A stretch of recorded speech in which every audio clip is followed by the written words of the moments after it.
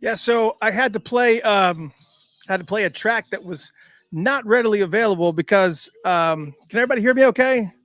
You guys can hear the music and hear everything all right? So I'll make sure you guys can hear me because I'm not live on the line. Wanted to make sure that you guys can hear me right now.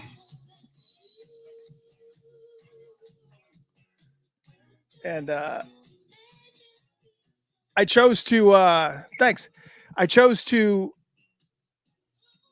do a song that Warner Brothers algorithm does not have in its mix yet. How's everybody doing? Oh, let me. Yeah. I'm all decked out today because I've got literally.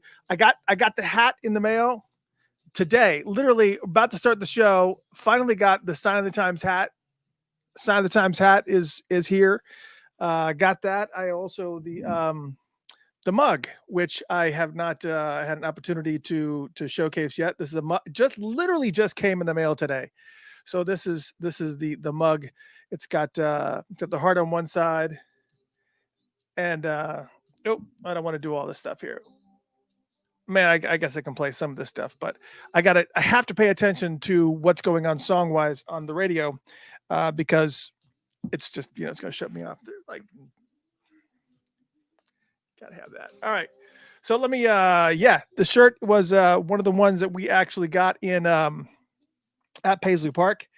And I'm gonna see if I can get Jaden in here to make me some coffee. I think I'm gonna need it. I absolutely think I'm gonna need it. Jaden! Let's see if she'll have me. Let me say hello to everybody. Donna, hello. How are you doing? Cassandra, hello. Stephanie, yes, the shirt is awesome. Not only does it have prints on the front, and of course, as you saw, it's got prints on the back, but on the back too, which I'm not probably won't be able to show you, but it's also got Sign of the Times in that same gold lame on the back. It's actually really cool. And of course, got the Prince Sign of the Times hat right now. And we got also the Prince Sign of the Times mug. So we are Sign of the Timing here. And if I scoot over a little bit, got the little Sign of the Times over there. Yep. Maybe I should sit off to the side so you guys can see all the prettiness is over there inside. Not me. That's all good. Yeah, so it's actually very, very cool. We're actually able to see quite a bit. And it's it's awesome. Let me go ahead and turn this down because it's great. It's great stuff. But we're gonna turn up this and everything else. Yeah. So let me go through the comments here so we can get situated here. Yes. Again, this shirt was pretty awesome. If it wasn't for Craig Alexander, Houston. Prince Day Houston, he actually talked me into it. I wasn't going to get it. I had it in my hand. I put it back. I had it in my hand. I put it back. I had it in my hand. I put it back. And then I decided to go ahead and put it up. And then it was getting towards the end of the day. And then Craig grabbed one. And I was just like, okay, I got to get it. All right, let me close the door real quick and maybe possibly get some coffee. Hold on. I don't want to get any trouble.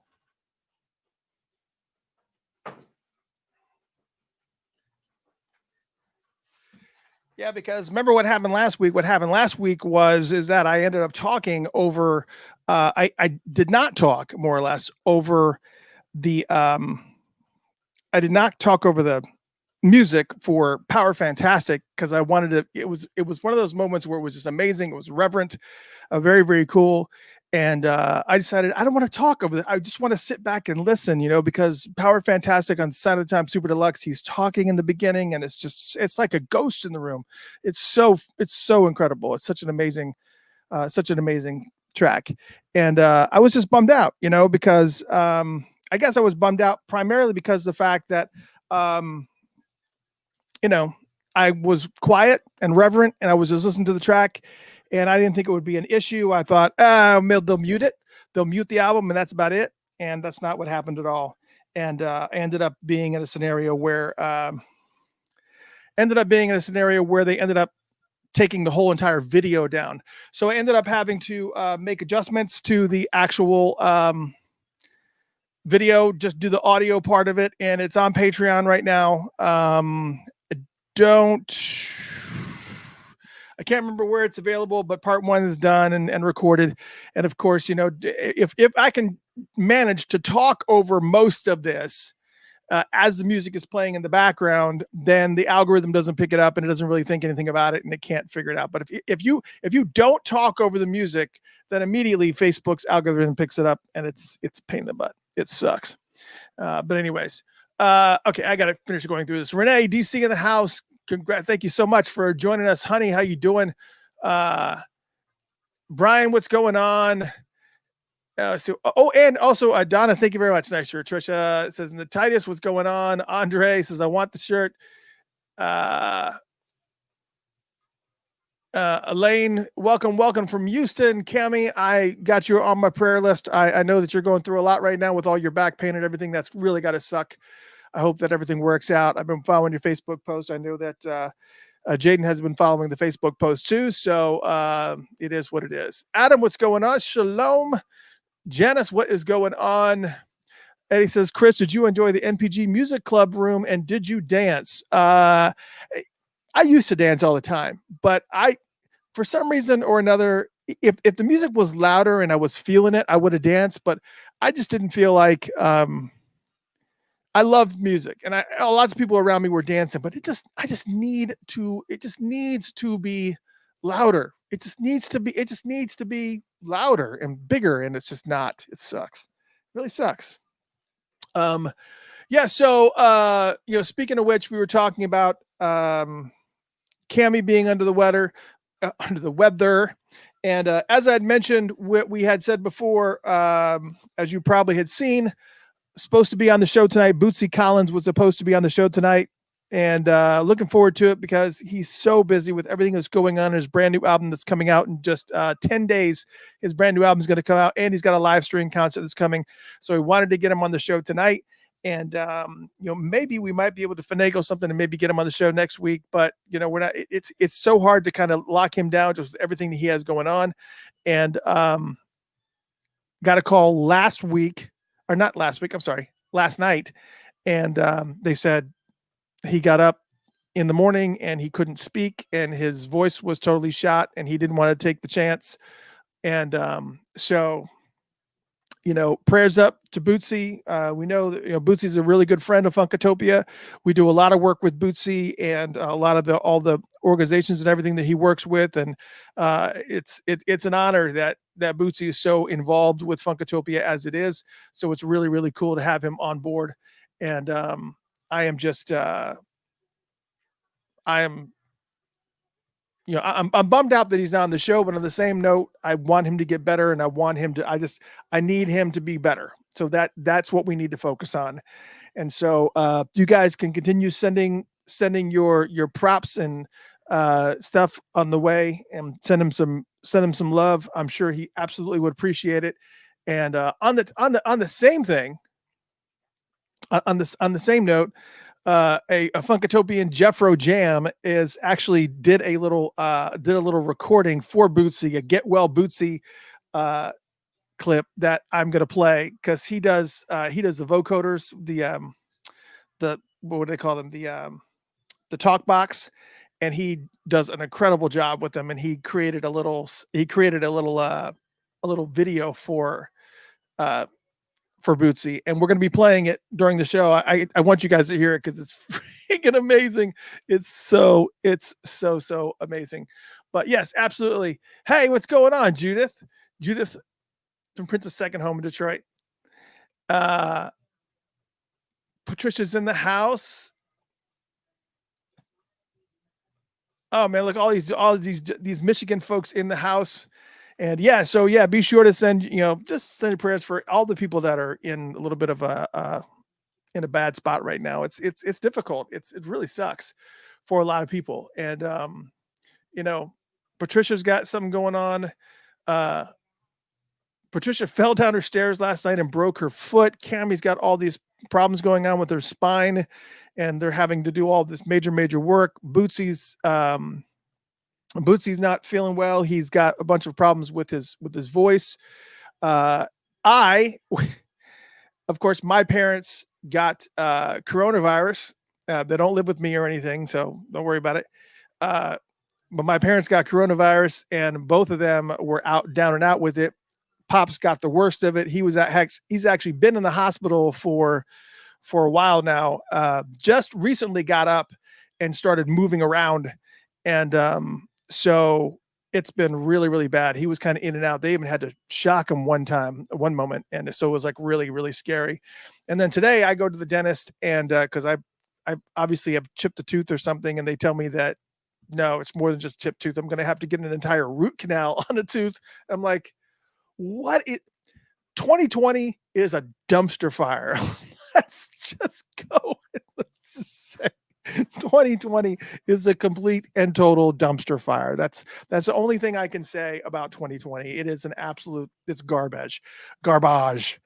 And so I'm just not, it's a mess. Christina says she's new to Funkatopia. Christina Maples, welcome. This is Funkatopia Live. We do it on Tuesday nights, and we get together and we do lots of different things. We have lots of special guests on. Sometimes we do album chats like we're going to be doing tonight. Tonight, we were supposed to have both. Bootsy Collins was going to be on the show tonight, but he is ill. They gave me the call last night, so I made sure I let everybody know. Don't want to mislead people into coming here. But he will be on the show. Not tonight, but I'm telling you, Bootsy will be on the show. He's a really, really good friend of mine. He's a good friend of Funkatopia. He will be on if this is not, he'll be on the show. Him and Patty will be on the show. It's coming, but their health comes first. So we had to switch gears. And on top of that, we are also, we were doing the album chat tonight, the second part 2 of 4 of the album chat for Sign of the Times Super Deluxe. And we're going to be talking about that in detail, and it's going to be pretty awesome. And Brandy, what's going on? Newbie Brandy is in the house as well. Yeah. Once you hear this track from Jeffro Jam, it's pretty awesome. I need to just create a scenario with, where I can put some drums to it, just really kind of make it just kill. Not that it doesn't kill already, but it is what it is. But and for all you folks that are on Facebook that are sending Facebook stars, man, I cannot even tell you how awesome it is that you guys are sending Facebook stars. I know Susie Queen always sends Facebook stars.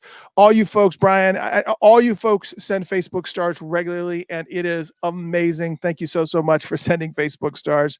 It's really cool. It's a great way to support the show. If you don't regularly support the show through Patreon, we do actually do patreon.com/Funkatopia. That's patreon.com/Funkatopia. We do actually have the show there where you can actually hear all the album chats, because we've no longer been able to put the album chats on because we keep getting shut down by a variety of different sources. We are legal. Funkatopia is an ASCAP licensed station. So it is very, very cool that you guys are all here to join us. And I just have to make sure that, I got to make sure that I get some ice here, because we are going to be starting this process. And I got to make sure that I am all set on everything that we need to do. I have water. I don't have coffee. Oh my gosh. I forgot to email Jaden and tell her to bring some coffee. So, hey, Mohammed listening from Athenas, Kalispera. Where is that? Let me look that up. I'm going to Google this real quick. Give me a second for just a minute. Drink. 2 drinks. One is a water from, it's got, I don't know if you guys are ready for this. You guys ready for that? I'm not ready for that. He said it was something like 70 days or something away, which is insane. Anybody Amazon priming? I'm not Amazon priming yet, but I had to make sure all my drinks were in close proximity. I got to have, oh man, we got to start. All right. So we're going to start with all the announcements, most of which I gave you, but we're also going to be, Lisa, what's going on? We're also going to be talking about some other things that I'm not really, we're going to be talking about Shaka Khan. Before we start, we'll be talking about Shaka Khan, and we're also going to be talking about an article that showed up on Neil I haven't finished reading Neil Carlin's book, this thing called Life. I haven't finished reading it, but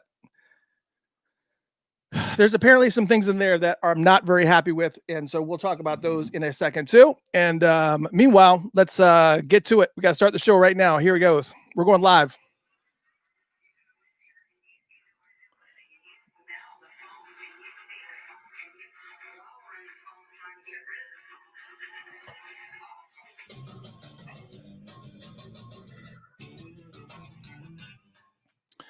Hello, hello, welcome one and all. Hope everybody's doing well tonight.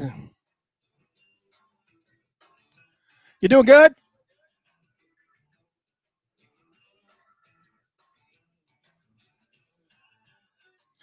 Going live across the world here.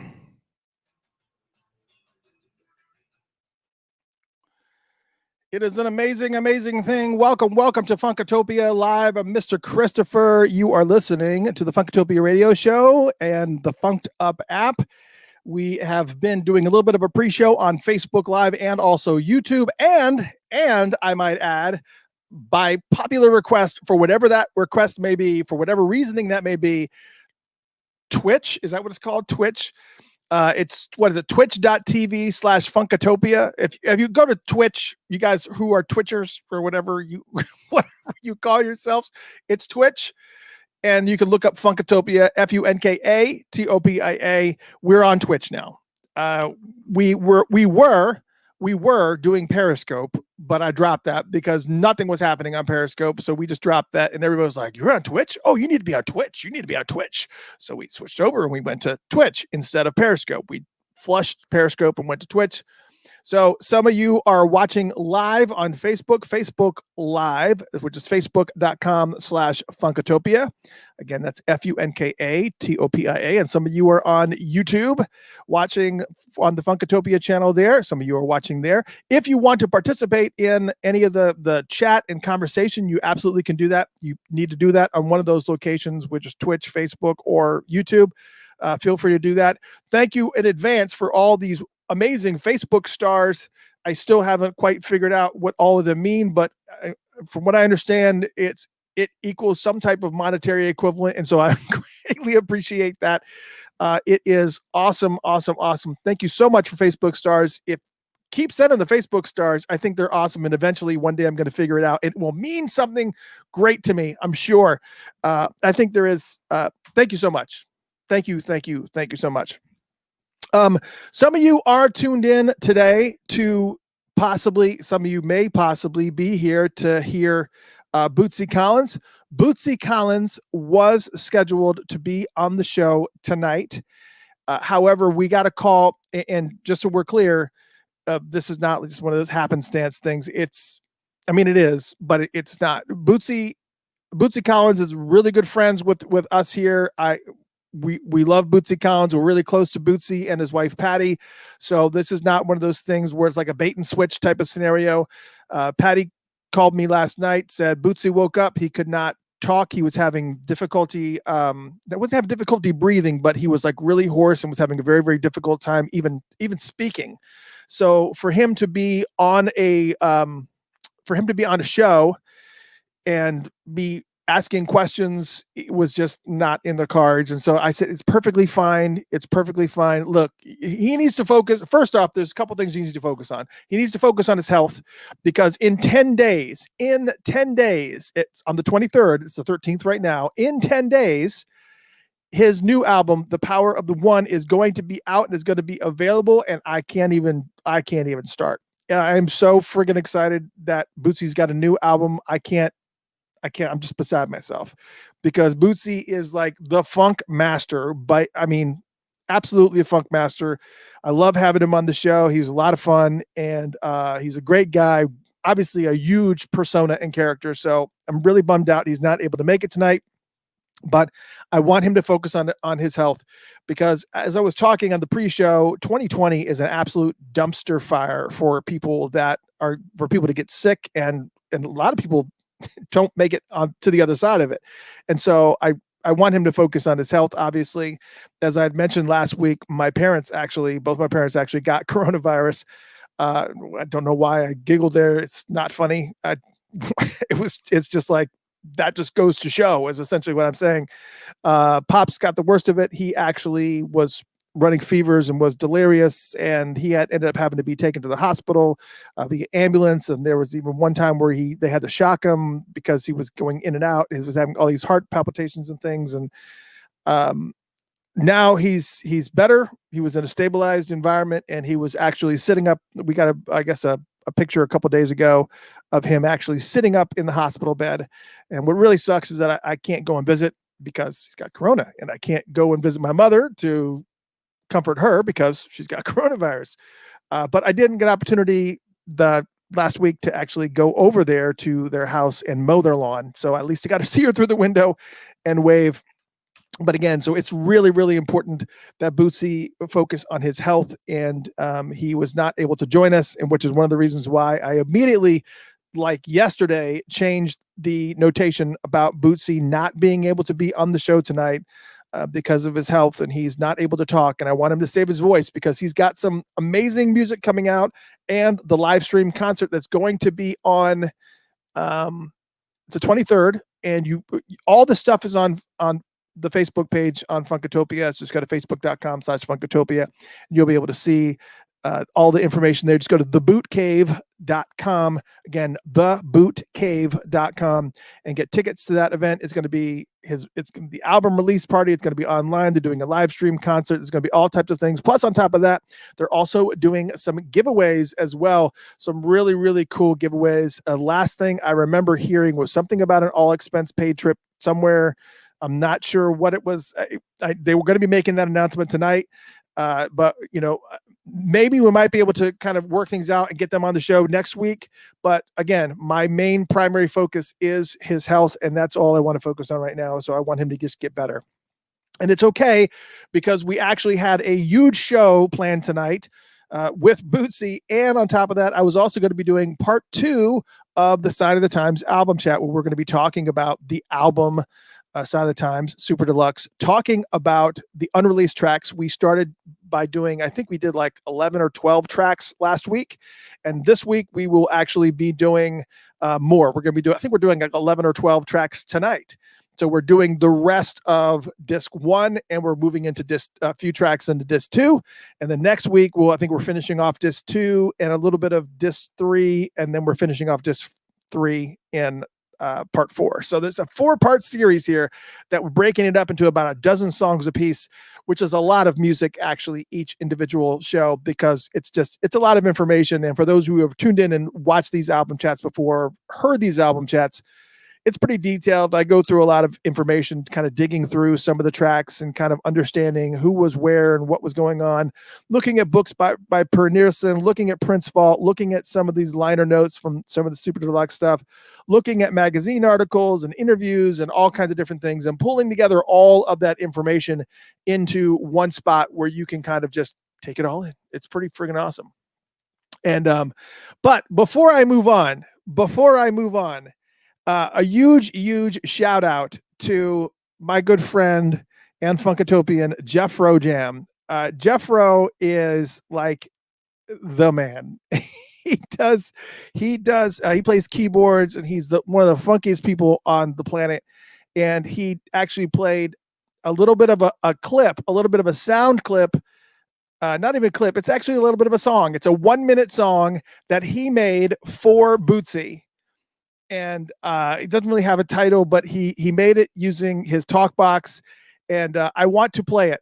It's important that I play this, and I sent it. Matter of fact, as soon as I got it, I went ahead and I sent it to Bootsy and Patty, and I'm just like, you have to hear this. This is a get better. This is a get better song, so you absolutely positively have to hear it. Here it is, Jeff Ro Jam. Doing a little bit of a Get Well Bootsy song, and I want you guys to check this out. So take a listen and tell me what you think.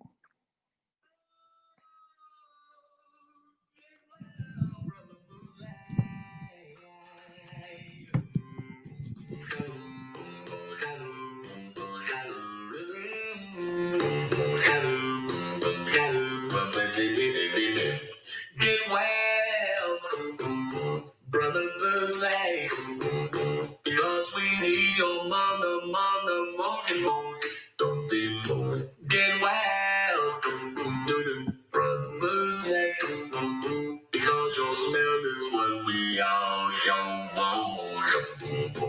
Ohio in the house. Ohio in the house. Yeah. Ohio in the house. You're fun, but we can't do without boom, to boom, boom. Get well, jam, jam. And that was Jeffro Jam doing a little Get Well Bootsy Jam. And that is the bomb. Jeffro, that's amazing, dude. And man, I always love when you always send me these little clips, and I'll tell him, hey, Jeffro, make me a song about this, and he'll do it. Jeffro, that was very, very cool. I did send that to Bootsy and Patty, and we do actually hope that he gets better. This is not one of those things where, oh, he like skipped out on you. That's not. Bootsy and Patty are good friends of Funkatopia, and they will be here. Trust me, we will figure it out. If we have to do an impromptu show somewhere between here and the 23rd, then you need to make sure that you tune in. I'll make sure that I try to give you at least a couple days on announcement on that for sure. But yeah, we focus on getting better, and we've got other things to deal with and talk about for sure. So, on this day, so let's talk a little bit about news and stuff, and then we're going to go into album chats and the second part of this album chat, because there's some. All right. So first off, I know that a lot of people are like chomping at the bit to talk about Shaka Khan and her video. And also a portion that I bought Neil Carlin's book and I started reading, but I have not got done reading it. But apparently there are some pieces in that book that are not very nice. We're going to be talking about, I will talk about in that second, because I got a feeling that we're going to be going down a little bit of a rabbit hole with this one. So I want to be careful about this. But let's talk about a couple of lighthearted things first. Let's talk about this. On this day in 1992, Prince did release the Symbol album. So you need to make sure that you absolutely positively get, at least go to patreon.com/Funkatopia and listen to the album chat for the Love Symbol album. As you know, we've had to move all the album chats behind Patreon's wall. And we moved all of it behind Patreon's walls, but occasionally I will unlock one of the album chats for the public to be able to hear. So if you're not able to financially support the radio station or just, become a member of Patreon, it's silly basically. But essentially Patreon, it starts at $5 a month, but you have access to all the album chats that we've ever done. Plus on top of that, you also get like a whole bunch of different files and stuff. And we also, send out gifts and things to Patreon supporters. So it's something that we do. And anyways, I unlocked the album chat for the Love Symbol album. And I also unlocked the album chat for Sign of the Times, the first album chat, not the super deluxe one, the first album chat of the regular album. We did that. So all those are unlocked right now. You can listen to those at patreon.com/Funkatopia. That's patreon.com/Funkatopia. And you can definitely check that out, because on this day in 1992, which makes it 28 years old, 28 years old. That album came out 28 years ago. If you can even wrap your head around that, it's pretty friggin' amazing. Also on this day in October 1988, 4 years before that, me and my best friend in the world, Rob Rhythm, we were sitting front row on the balcony at the Omni in Atlanta watching Prince's Love Sexy tour. That happened on October 1988. So literally 32 years ago, Rob Rhythm and myself were sitting front row on a balcony. And I think I told this story before, where this was the tour where I was not going to be able to go. I was going to have to miss it because I didn't have any money. I wasn't going to be able to make it to the show. I was really, really super bummed out. I was like, gosh, dang it, man. I can't even, oh man, that just sucks that I can't go to this Love Sexy show because I just didn't have any cash. And I happened to go into this gas station and there was an ATM. And back then the ATM machines were this is 88. They were existent. but they weren't really well connected, and they didn't really talk to each other that much as far as talking to the bank and finding out this, that, and the other. And so I said, I wonder if I put my card in this machine, if it will give me money, even though I knew I didn't have any money. And I took the card and I put it in the ATM and it gave me $100. And I immediately ran over to where Rob was working and I said, we're going to the show. And happened to land tickets front row balcony. I don't even know how that even happened. Front row balcony. We were able to sit and enjoy the show at the Omni in Atlanta and saw the Love Sexy tour on, well, I'm sure I eventually paid for it, but I don't remember. I don't recall. Probably not. Probably not. I don't even remember who I was banking with back then. It doesn't really matter. Still funny. Anyways, thank you again for those folks who are sending Facebook stars. Man, you guys are awesome, awesome, awesome. So, okay, we'll go ahead and talk about it before we break into the album chat for Sign of the Times Super Deluxe Part 2. Part 1 is done. It is actually uploaded to SoundCloud. Patreon supporters actually already have access to it. Patreon.com/Funkatopia. They already have access to it. They can hear it. At some point in time, I will free it up for a little bit so that you guys can take a look. But as many of you know, when we did Part 1, it ended up getting slashed and nixed by YouTube and Facebook because of the fact that I was quiet while Power Fantastic was playing, because I wanted to be reverent of that song, because the version that is on Super Deluxe is incredible, because it has Prince talking in the beginning. He's talking to Lisa and he's talking to Eric. It's just incredible. And it's an amazing, amazing moment. And I wanted to make sure that I was respectful of it, because it's such a cool, it's not something you talk over, because it's just Prince just talking. No music, it's just him talking. And I wanted to be respectful of it, so I stayed quiet. Unfortunately, the algorithm picked it up, and I thought what would happen is they would mute it. They would just mute it, just mute the sound. That's not what happened. That's not what happened. It deleted. It deleted the entire video. I can't access it. I can't download it, and it just it was horrible. So anyways, we'll be doing Part 2 tonight. I'm going to do my best to actually talk over all the music here on the video, but if you want to listen to the music and you want to listen to it without me talking, just download the Funked Up app, listen on the Funked Up app. A lot of people that watch the video, they like to sit here and chat, but they also keep the Funked Up app going on the side so that they can actually listen to the songs without me talking. And that works. That works perfectly fine. And on top of that, as I said, Funkatopia is ASCAP licensed. However, in the world of Facebook and YouTube, it's one of those things where they don't care whether or not there's nothing really in place there's nothing in place for you to be able to say, hey, we're licensed. Can you please stop doing this? It's fine. Here's the paper. Here's what we pay every month. Here's our license. Can you please stop that? That's not what they do. They just delete it.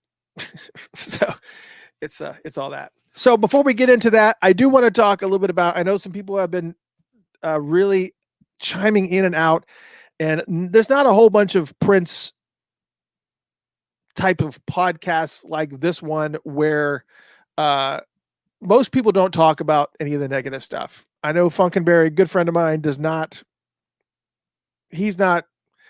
it's only positivity. I'm not talking about anything. I don't want to talk about anything negative. That's not the problem. The issue is there are people saying things that are just unnecessary. It's just totally unnecessary. The first being Shaka Khan. We've actually been trying to get Shaka Khan on the show, and it's kind of been falling on deaf ears. We don't ever get any replies, and we don't. But after seeing her little interview on Vlad TV is awesome. I love Vlad TV. They do a lot of really cool interviews, especially on the hip hop world. If you've never seen it, it's Vlad TV, VLAD TV. I don't know what their website is, but it's probably Vlad TV or Vlad.tv. I don't know, one of those things. Anyways, so she's telling the story about Prince, and that I guess it's Lunel Luenelle, I think she's like a comedian of sorts, I guess, and she's the one who's interviewing Shaka, and she's wanting to talk about Prince, and because she is in love with Prince, she just thinks Prince is just like, the most amazing man ever to walk the planet, and she says all types of things like I would wrap my drawers and all this stuff. It's funny. It's just funny. However, Shaka makes sure that she just keeps shutting her down, saying, everything. Were you ever interested in Prince? And she's very, very flat out. No, Prince is not my type. Prince doesn't do anything for me. I don't like dating men that are shorter than me. And if you have to climb up to get to my lips, then you're not doing anything for me and all this stuff. And it's like, is that really necessary? And then she starts talking about, even if I had any thoughts, I read an article about him giving some girl herpes. And I'm like watching this interview going, first off, what interview would say that? What possible interview in the world would possibly say that? No legit news broadcast or article would say that. And today's news, Prince gave some girl herpes. You didn't hear that anywhere. So that's just ridiculous. You did not hear that anywhere. So I don't know. I don't know where all that came from, but it seemed like there was something else going on there. It was like a bunch of different. It was just the way that she was delivering it, the way that she was saying it. Even Linnell was like, "Oh, I don't care. I would have done this to Prince, and I would have done this, that, and the other." And Shaka was like, "No, no, no," and was really being very I don't know, just being very short and talking about just being very, very short. And it was very I don't know. It was just kind of difficult to swallow, really, because it was very it just didn't seem right. It just didn't seem right. The way that she was saying things just didn't seem right. And then, to make matters worse, to not only that happened, I guess, a couple days ago, and there was this clip that just kept in rotation. You could probably see it all over. Everybody's talking about it in all the Prince groups, and everybody's just hammering on Shaka, talking about how horrible it is. And then, right, exactly. And as Elena is saying here, Elena on Facebook is saying Prince always put her on her pedestal and supported her, and it was in poor taste to slander Prince in this way. I totally agree. And Elaine is saying tacky. Yes, absolutely. Lisa's saying, wow. Lots of people that are talking and are just saying this is just unreal. April saying Shaka also said she wouldn't sleep with Rick James. I could probably see that, though.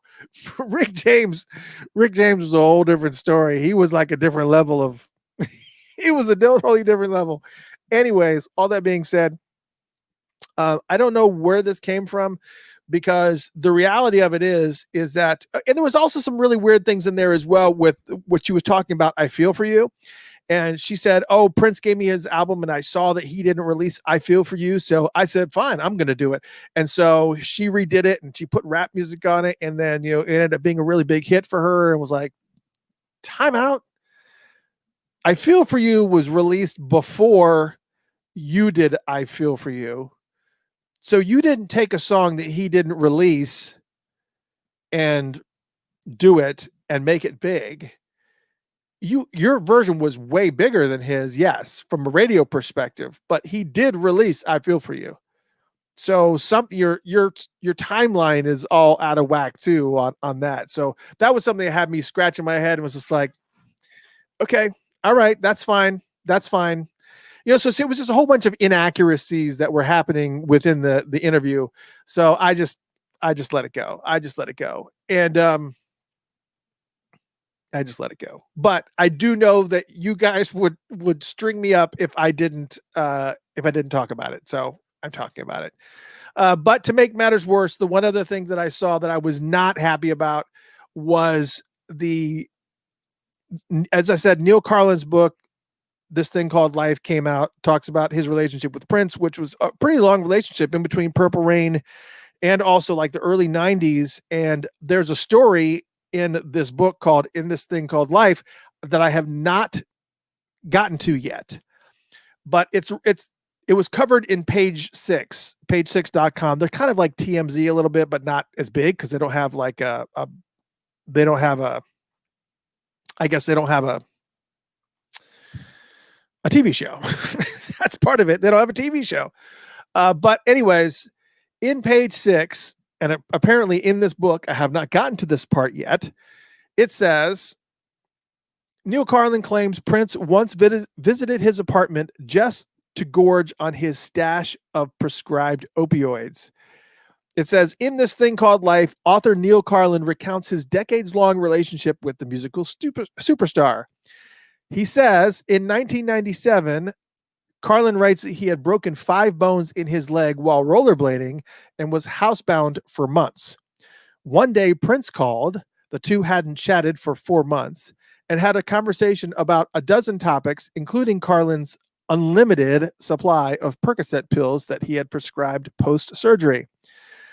The Let's Go Crazy singer said he wanted to come over immediately, which Carlin notes was not in character.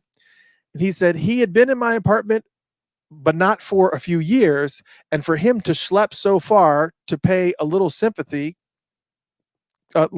call felt meaningful. Turns out it was meaningful for a different reason. Says the diminutive rocker wanted the pill supply. He said, he being Neil Carlin, said, I didn't even offer him a glass of water before he spied the white Walgreens bottle of pills in my living room. Prince gobbled a third of the bottle like they were M&Ms, and my heart sank. He says, it was effing true. I've heard rumors for years that he'd been off and on heavy painkillers. I mean, first off,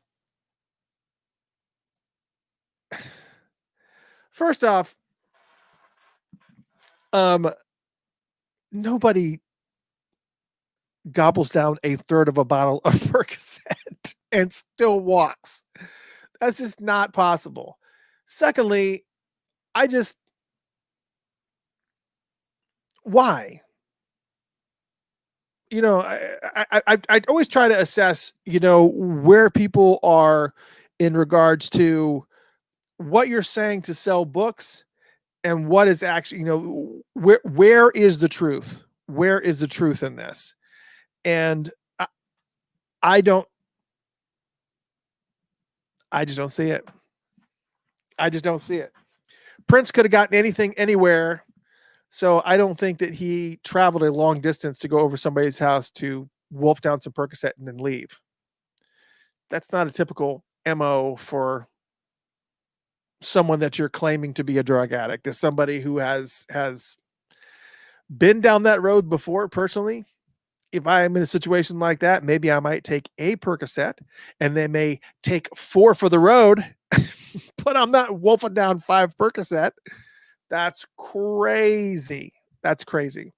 And as Todd has so eloquently said on Facebook, these people didn't have these stories when he was around, right? Because there's, first off, when they say these things after he's gone, there's no way to prove it, and it equates to slander, is what it equates to, and you can find yourself in some pretty deep crap by saying this kind of stuff when somebody's alive, because it's defamation of character. It's slander. You're saying things that it's crazy. It's crazy. It's crazy. That's not how it works. That's not how that sounds like somebody who's it's just silly. It's silly. Mm-mm. So I almost don't like, I only read like page 1. So I wonder, you know, what the capability is of me, because I bought the Kindle version of the book. And so I kind of feel like I want to return it, because I don't want to read stuff that's not true. And I just don't think any of that stuff's true. I don't think any of that stuff's true. So a lot of backstabbing in Prince's realm, which I am not a fan of, and it's pretty sucky, very very sucky. Anyways, so there's that. So let's do this, shall we? Let's do this. Let's move into the fun part of the evening, which is the album chat, part 2 of the album chat. And I'm glad you guys are joining us. If you're just joining us, maybe you came in a little bit late and you haven't heard the news. Bootsy Collins was supposed to be with us tonight. He is under the weather. I got a call from him last night. Got up, couldn't speak, couldn't talk. So obviously being on the show where you're going to be doing nothing but talking is not a great idea, especially when you got an album release party in 10 days where you're going to have to sing, you're going to have to play, you're going to have to talk, you're going to have to do a bunch of stuff. So if we can get him on the show, even if it's an impromptu show that's not on a Tuesday night between now and the 23rd, we absolutely will do it. But just keep your prayers coming for Bootsy, as well as all our fantastic Funkatopians here. Cammie has got a bunch of pain that's going on right now that she's dealing with. Patricia's broke her foot. She's got, everybody that's got an ailment here. Let's, prayers up. I hope you guys are doing great. And I hope you guys get better for sure. And absolutely positively prayers up for Bootsy. And I want to make sure that, once again, I do give a shout out to the amazing Jeffro Jam, who gave Bootsy a little bit of a get well Bootsy message, which deserves a little bit of at least a few seconds more of play. Get well, brother Bootsy.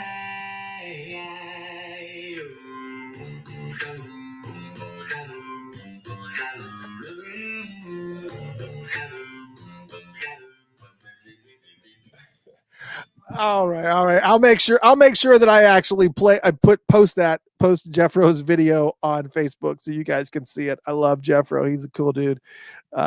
Can't wait to hang out next time I'm up in that area, which probably will be the first part of next year, man, because I got to come up there. So save me a spot out in the field. We're going to kick it, and it's going to be awesome. All right, you guys ready? I know I'm ready. We're doing it. It is part 2 of the Sign of the Times album chat. You guys ready? Let you guys take a sip of your drink and wine, or light them if you got them, whatever it is that you're doing. Let's go ahead and get it started.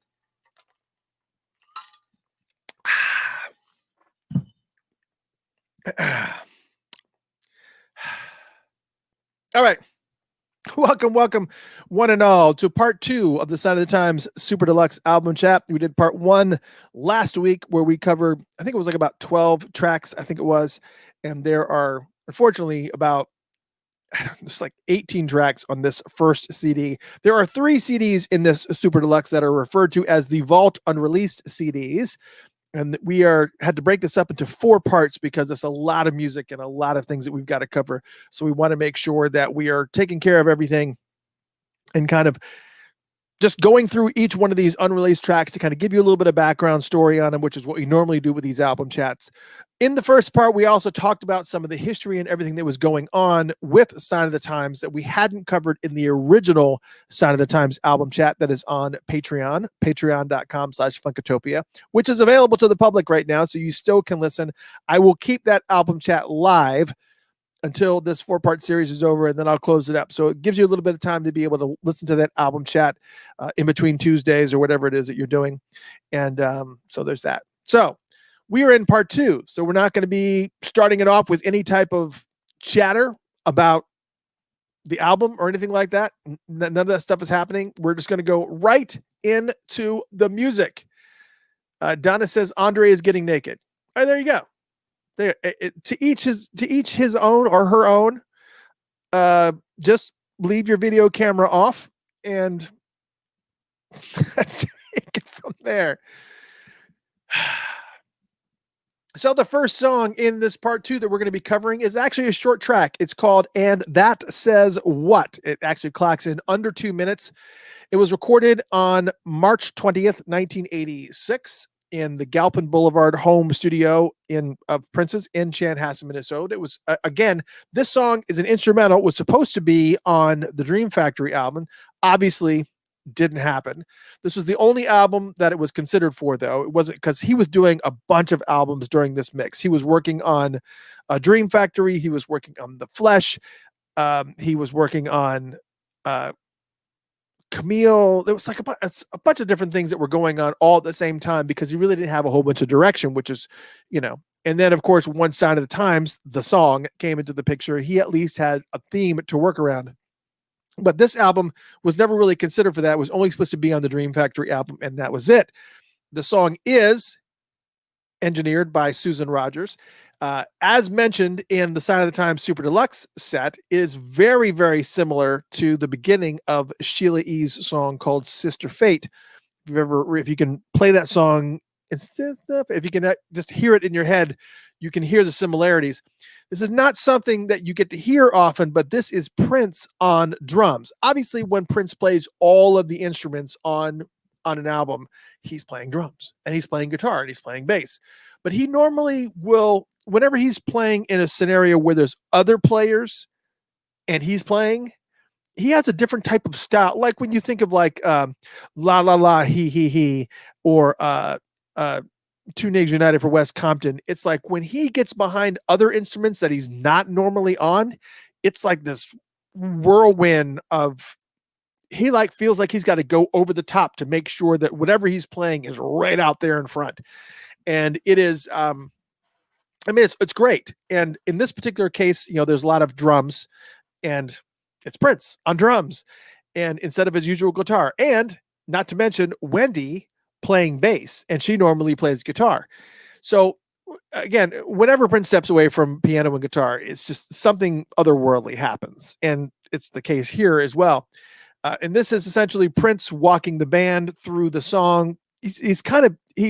When the tracking of this song first started, he was kind of scatting through their parts, just kind of saying, okay, your part's going to go, and he was doing all these different things for each one of the band members. And then they were kind of taking that guidance and then kind of building on it. And then it ended up transforming into this song that he put together piece by piece. The name of the song, again, is called And That Says What. And the reason why it's called that is because they really didn't have a name for it. And at the end of the song, Prince goes, and that says what? And that's why it's got the name. And that says what? Prince said, I've been recording almost every day of my life working on a vast number of styles. And this is yet again another one of those styles. This song is never believed to have been performed live. It's Prince on drums, Wendy Melvoin on bass, Lisa Coleman on piano, Matt Fink on keyboards, Eric Leeds on saxophone, and Atlanta Bliss on trumpet. So here we are, the beginning of part 2, the first song off of the part 2 album chat. And that says what? Right here on the Funkatopia radio show and Funked Up. Enjoy.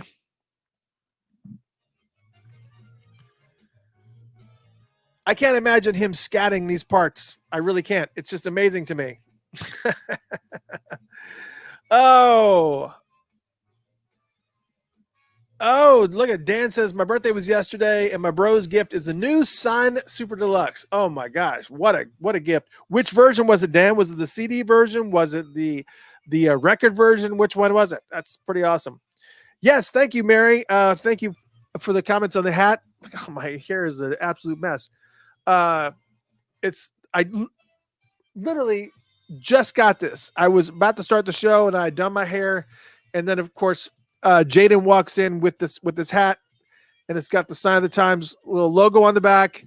It's got the Prince logo on the front, which is stitched, by the way. If you look closely, it's stitched. It's stitched. It's stitched. You can see on the side, it's stitched. So really, really nice. Dan, cool. The CD version, that's the one I've got. Pretty awesome. The one that's kind of sitting behind me over here. Yes, it's actually very, very cool. And also what came with it as well was the Sign of the Times mug, which I showed off earlier. The Sign of the Times mug. Very cool. Very cool. A lot of stuff all happening at once, for sure. Absolutely. Again, my apologies for talking over this, but I have to. If I don't, they'll shut me down. 9 seconds. Here we go. And here we go. Yep.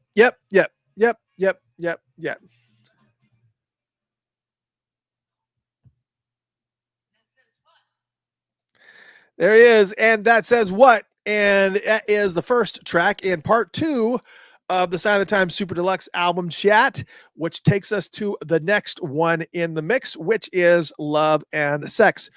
Recorded on January 3rd, 1986 at Sunset Sound in Hollywood, California. And the engineer in place of this one is Coke Johnson. There are 2 songs with this title. When I originally saw the track listing for Sign of the Times Super Deluxe, when, the word of it, of the track list had gotten out, been leaked, you always kind of question where this information came from. Where are you getting your information about these track listings? How is this? And when I saw Love and Sex on here, I was like, well, that can't be right, because he's already released Love and Sex. That was on 1999 Super Deluxe. So I know that's not right. That can't be, unless they're duplicating it for some reason, but that doesn't make any sense. Well, apparently, because Prince was always in the studio and always, he told this story one time where he was saying that he liked to keep Wendy and Lisa close, especially during this era of his writing, because every single time that he would start playing a little bit of a guitar riff or get off on some kind of tangent, it would always be Wendy and Lisa going, no, that you already played that. You played that on such and such. No, we can't do that. That's the same chords as blah, blah, blah, blah. That's the same chords as this, that, and the other. And so this was one of those scenarios where it wasn't the chord or the layout of the song. It was the fact that he had already done the title of this song. And because of the fact that he hadn't released it, maybe he felt like, I really like the title of that song. I really like the way that fits lyrically into a song. So I'll just do this again. And when I was back in the day, when I was singing, I would always repurpose stuff as well. But these songs absolutely have nothing to do with each other. They don't even sound alike in the least. So it's definitely is something totally different. But definitely when I saw the track list, I said, this is a mistake. It can't be on there because it's already been released. It's already been released. So when I played it, I was like, oh yeah, that's not that song at all. During the celebration at Paisley Park in 2000, they had actually played a bunch of different songs. It was supposed to be on Crystal Ball Volume 2, and it did not happen for whatever reason. It's a shame, because that would have been very, very cool. And Love and Sex was one of the songs that the audience said, yes, that has to be on there. But it was shelved. And unfortunately, that Love and Sex from the Celebration 2000 was not this one. It was the other one that you just heard on 1999 Super Deluxe. So there's that. This version of Love and Sex was a song that Prince had actually written for Sheila E., in March of 1986 to put on her third album that was just titled Sheila E. So this song was written for Sheila E. Prince said, more than my songs have to do with sex, they have to do with a human's love for one another. The need for love, the need for sexuality, basic freedom, equality. But I'm afraid these things don't necessarily come out. I think my problem is that my attitude is so sexual that it overshadows anything else. And the song is then, of course, in this particular case, in her case, it was kind of sped up, and then Sheila added her vocals and some percussion to it. On this track, Prince laid his drum tracks first, and then added bass, and then he layered on multiple Mirage keyboard tracks and guitar, which he played from the guitar control room. And what's weird about this is that the way that the studio is set up at Sunset Sound, I guess because of the fact that he was in there by himself, and he didn't have multiple artists playing on this particular song. It's on the unreleased Sheila E. version. It's Sheila E. singing in congas. Prince has played some other instruments, and it's Eric leads on sax and Atlanta Bliss on trumpet. And when they were kind of working on that particular version, what Prince wanted to do is that he didn't want to play the guitar. He wanted to play the guitar in the control room, but he wanted it to be out in the studio. So what he did was he hooked it up. So he was playing the guitar in the control room, but it was being blasted out in the studio. So that way it all sounded leveled, and it didn't sound like, it just had a totally different sound to it, which is kind of weird. But It's Prince. So what are you going to do? He also used what's called agogo bells, and I hope I'm pronouncing that correctly. It's either agago bells or agogo bells. I think it's called agogo bells. Agogo. I think if you're going to settle on any particular version of that word, you're going to go with agogo. And they're basically a Latin version of cowbells. And the pacing of this song was very, very intentional. The pacing of the song is supposed to resemble the pace of a Ferris wheel, and which he also mentions in the song itself. Actually, the chorus talks about a couple of carnival rides. It talks about merry-go-rounds and Ferris wheels. As the chorus is, love and sex, an emotional merry-go-round. It's like riding on a Ferris wheel upside down. Every time I see you, my heart just pounds and my legs go weak. It's hard to speak. All I can say is I'm under your hex. All I want to do is you, love and sex. So there you go. And even the keyboards sound very carnival sounding. It's jink, jink, jink, jink, jink, jink. So it kind of has that kind of that, if you can imagine carnival music in your head, and that tinny type of kind of like just slightly out of key type of sound, carnival music, which is why carnival music always sounds creepy, is because it just sounds like something's not right. It's that if you listen to the keyboard stabs in the back, the chink, chink, chink, you can hear it, especially in the chorus. I want you to listen to that when you hear this song. It's never been played live. It's Prince on all vocals and instruments, and it's a great song. And I'm a little bit torn whether or not I like it more or less than the 1999 version. My favorite song off of Super Deluxe, probably by far, for whatever reason, is Blanche.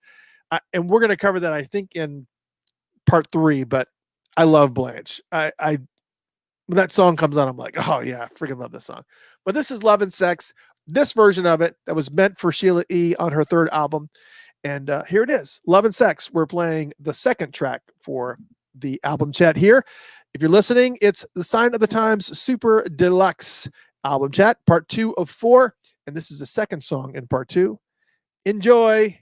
Here it is. Okay, so what have I missed?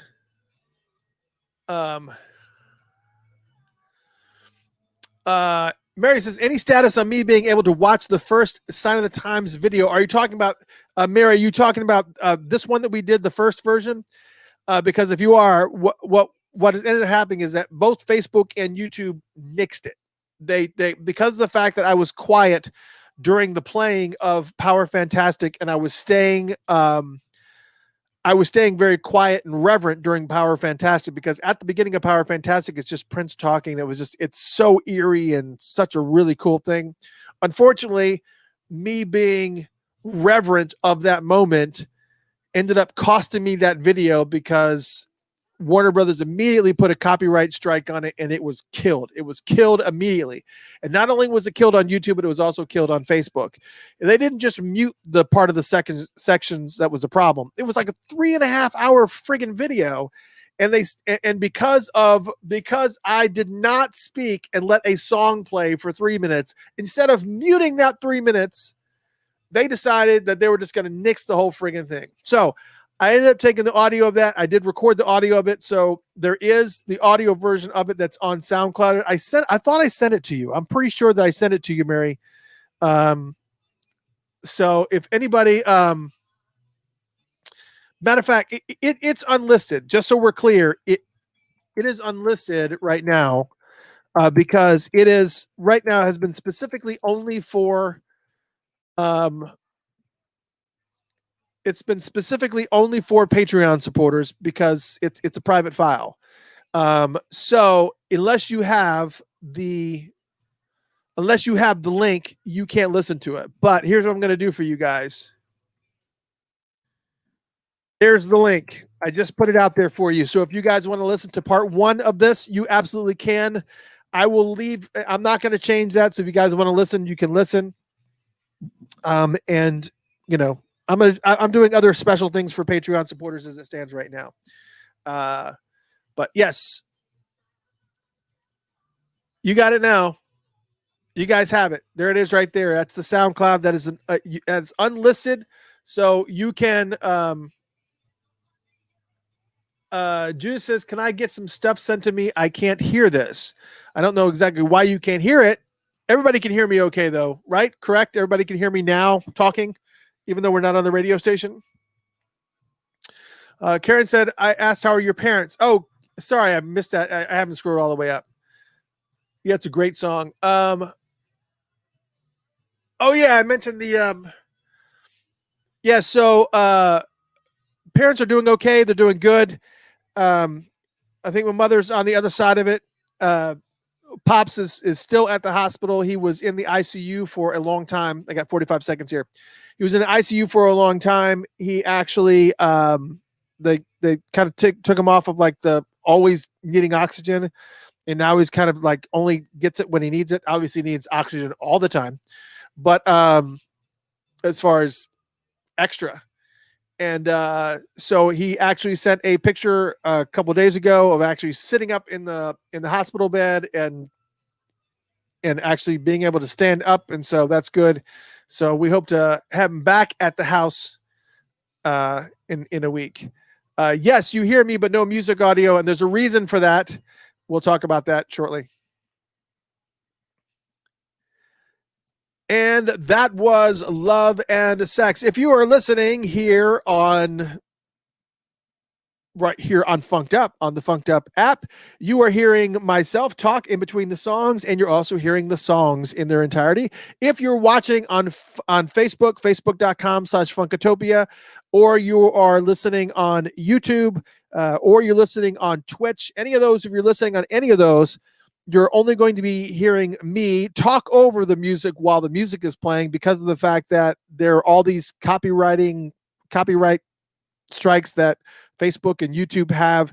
And if I let the music play, what ends up, if I don't talk over the music, if I let the music play, then Facebook and YouTube will completely, we don't know what's going to happen with Twitch yet, but Facebook and YouTube completely delete the videos. They just remove them. They don't ask questions. They don't do the muting thing anymore. They just delete the entire video. So there's that. So that kind of really sucks. But that is the downside of that. But however, you can listen to this you can watch on YouTube and Facebook and Twitch. You can watch and do all those things, and that's perfectly fine on those particular channels.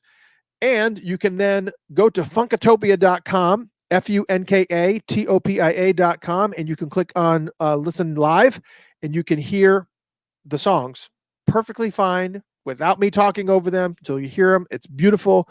Same way on the Funked Up app, which many of you are listening that way. That seems to be like the preferred way to listen to this show because of the fact that you get to hear all this chatter. And on top of that, you actually get the songs without me talking over it. The purpose of Facebook and YouTube is obviously just for people chatting amongst each other and talking to each other and asking me questions. I try to do a better job at staying on top of the chat. Some of these songs aren't very long, so I don't really get an opportunity to answer a whole bunch of questions. And if I get a really involved question, then I have to get right back on, but it's okay. Thank you guys for tuning in. It's a Sign of the Times Super Deluxe Album Chat, part 2 of 4.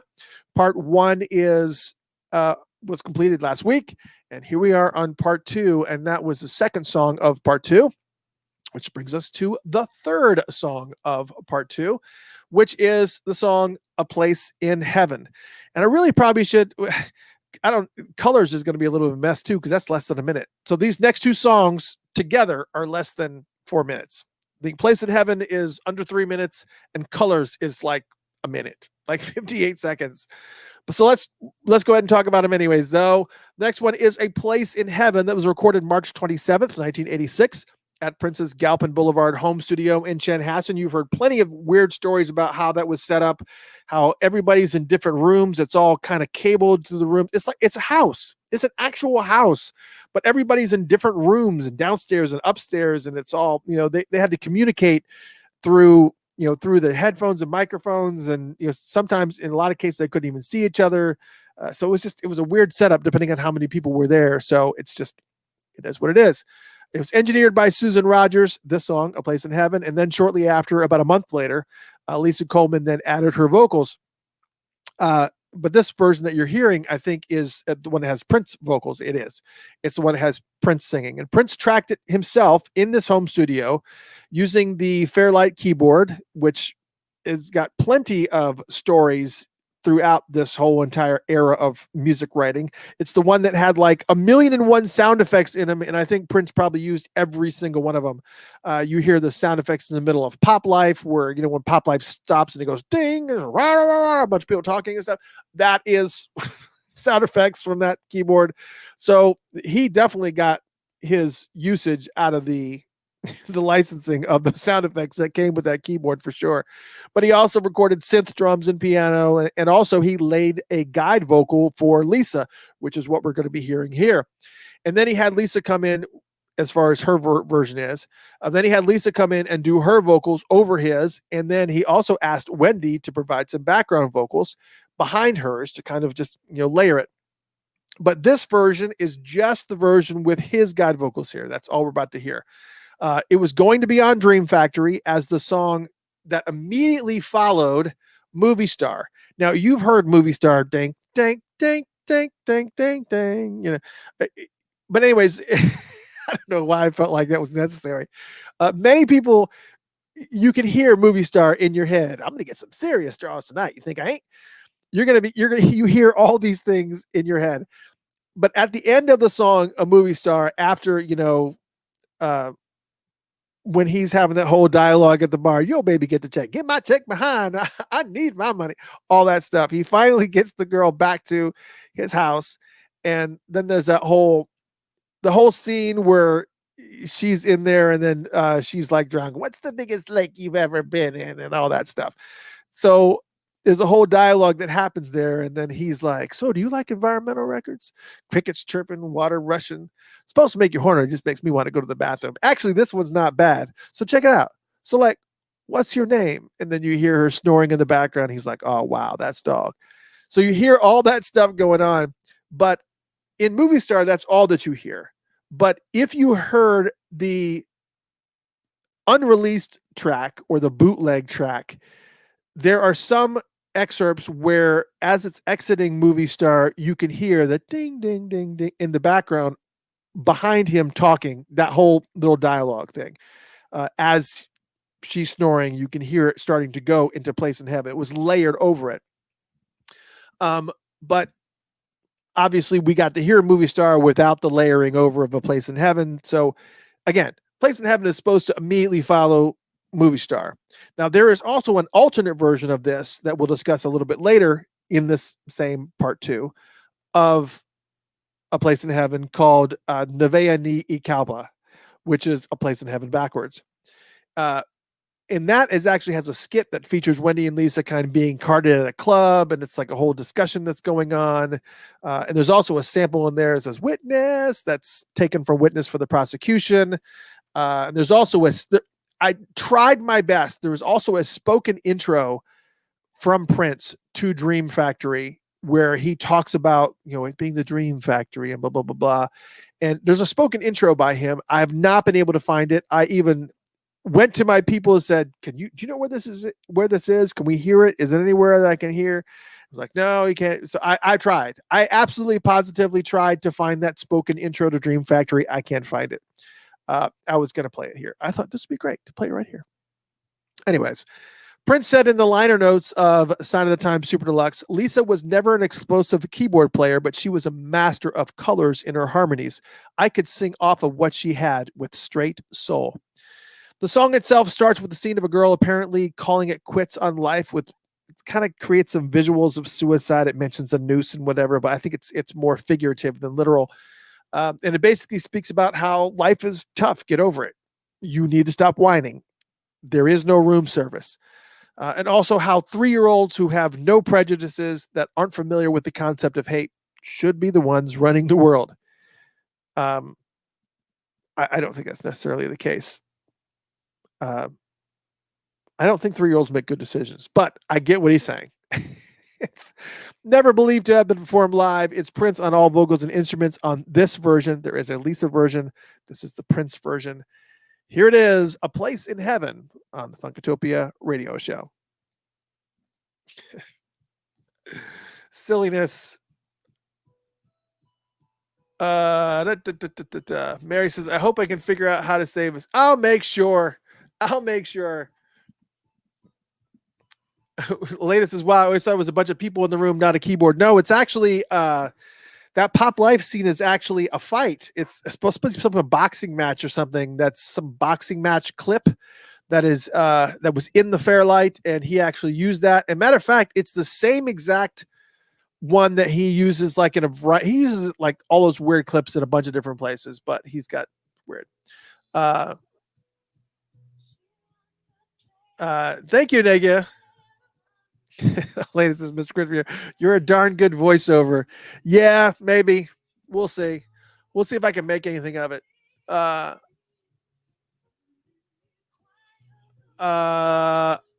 gotta find out what you're referring to, Eric. Not Jay, and not one song. I'll just find and purchase the album. Tanya says, hi, Mr. C. If I become a Patreon, where do I go to watch past videos on SoundCloud? No, mostly everything that's on Patreon is all audio. The visual stuff that we have here is really just a component that we didn't even start like too long ago. Most everything that we were doing was all audio. And this is better because we can edit out some of the craziness and some of the weirdness, but all of them are there. So most of the videos are there on Facebook that we've done here. You can actually go on Facebook and watch some of the videos, the ones that they have not removed. But a lot of the videos are on Facebook, but they also do a really pretty annoying job of muting everything. It's really annoying. It's crazy. Portia says, how long will that link going to be up? It's going to be up forever. I'm not changing it.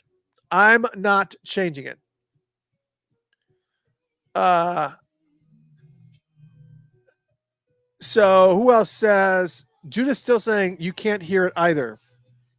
So, I mean, if you want to hear the music, I could play it like this, but the problem is that I have to be real careful when I do that, because again, Facebook and YouTube will squash the video. They'll completely take it down just if they catch a 15-second clip of it. So you need to listen on the Funked Up app along with this on the Funked Up app, or go to funkatopia.com and listen live there. Yes, Renee says she's on the app, and that's the best place to hear it. All right, here we go. Gotta go back. And that was A Place in Heaven, a mere 2 minutes and 50 seconds. And the next song is even shorter, if you can even imagine that. And that is Colors.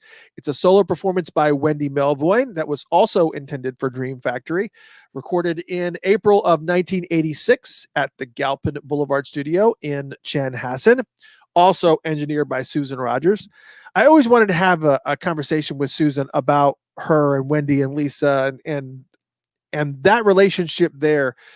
It seems like there's a bunch there that has never really kind of been tapped into. I know that she's talked about their genius and whatever else, but I would love to get the three of them in a room and talk, just kind of talk through some stuff. And I know they've done some stuff, but there had to be some type of more dynamic there that was going on, as Wendy and Lisa being the females of the band, the girls of the band, and the dynamic of knowing that there's another girl there that's actually at the helm engineering this, and some type of sisterhood that had to have happened there. And I've always wanted to kind of dig deep into that. And maybe we'll get that interview one day. It'll be really cool to listen to. Anyways, many of us have collected these unreleased pieces over the years and may have remembered that this song here, Colors, was at one point in time called Wendy, and it was also called Interlude as well. So there's been a lot of different pieces that it's been called. Prince had nothing to do with this track, so this would have been yet another track on Dream Factory that would not have been written by Prince. And that is yet to be another bummer for Wendy and Lisa about this album in reality. And not only the fact that Dream Factory did not get released, but a lot of their contributions showed up on Sign of the Times that they did not get credit for, outside of a tagline that said, thank you, Wendy and Lisa. But they had done all this work, and that, Prince had entrusted them to create, these particular tracks. For Lisa, it was the song Visions that was supposed to open up this album. And then for Wendy, it was this song, Colors, that was going to kind of be tucked in. I think I indicated on here where it was going to be tucked in, but it was 2 tracks that were supposed to be on here. And, to be able to have 2 tracks on the album that were specifically and only written by them was going to be huge. That's huge. That's just incredible.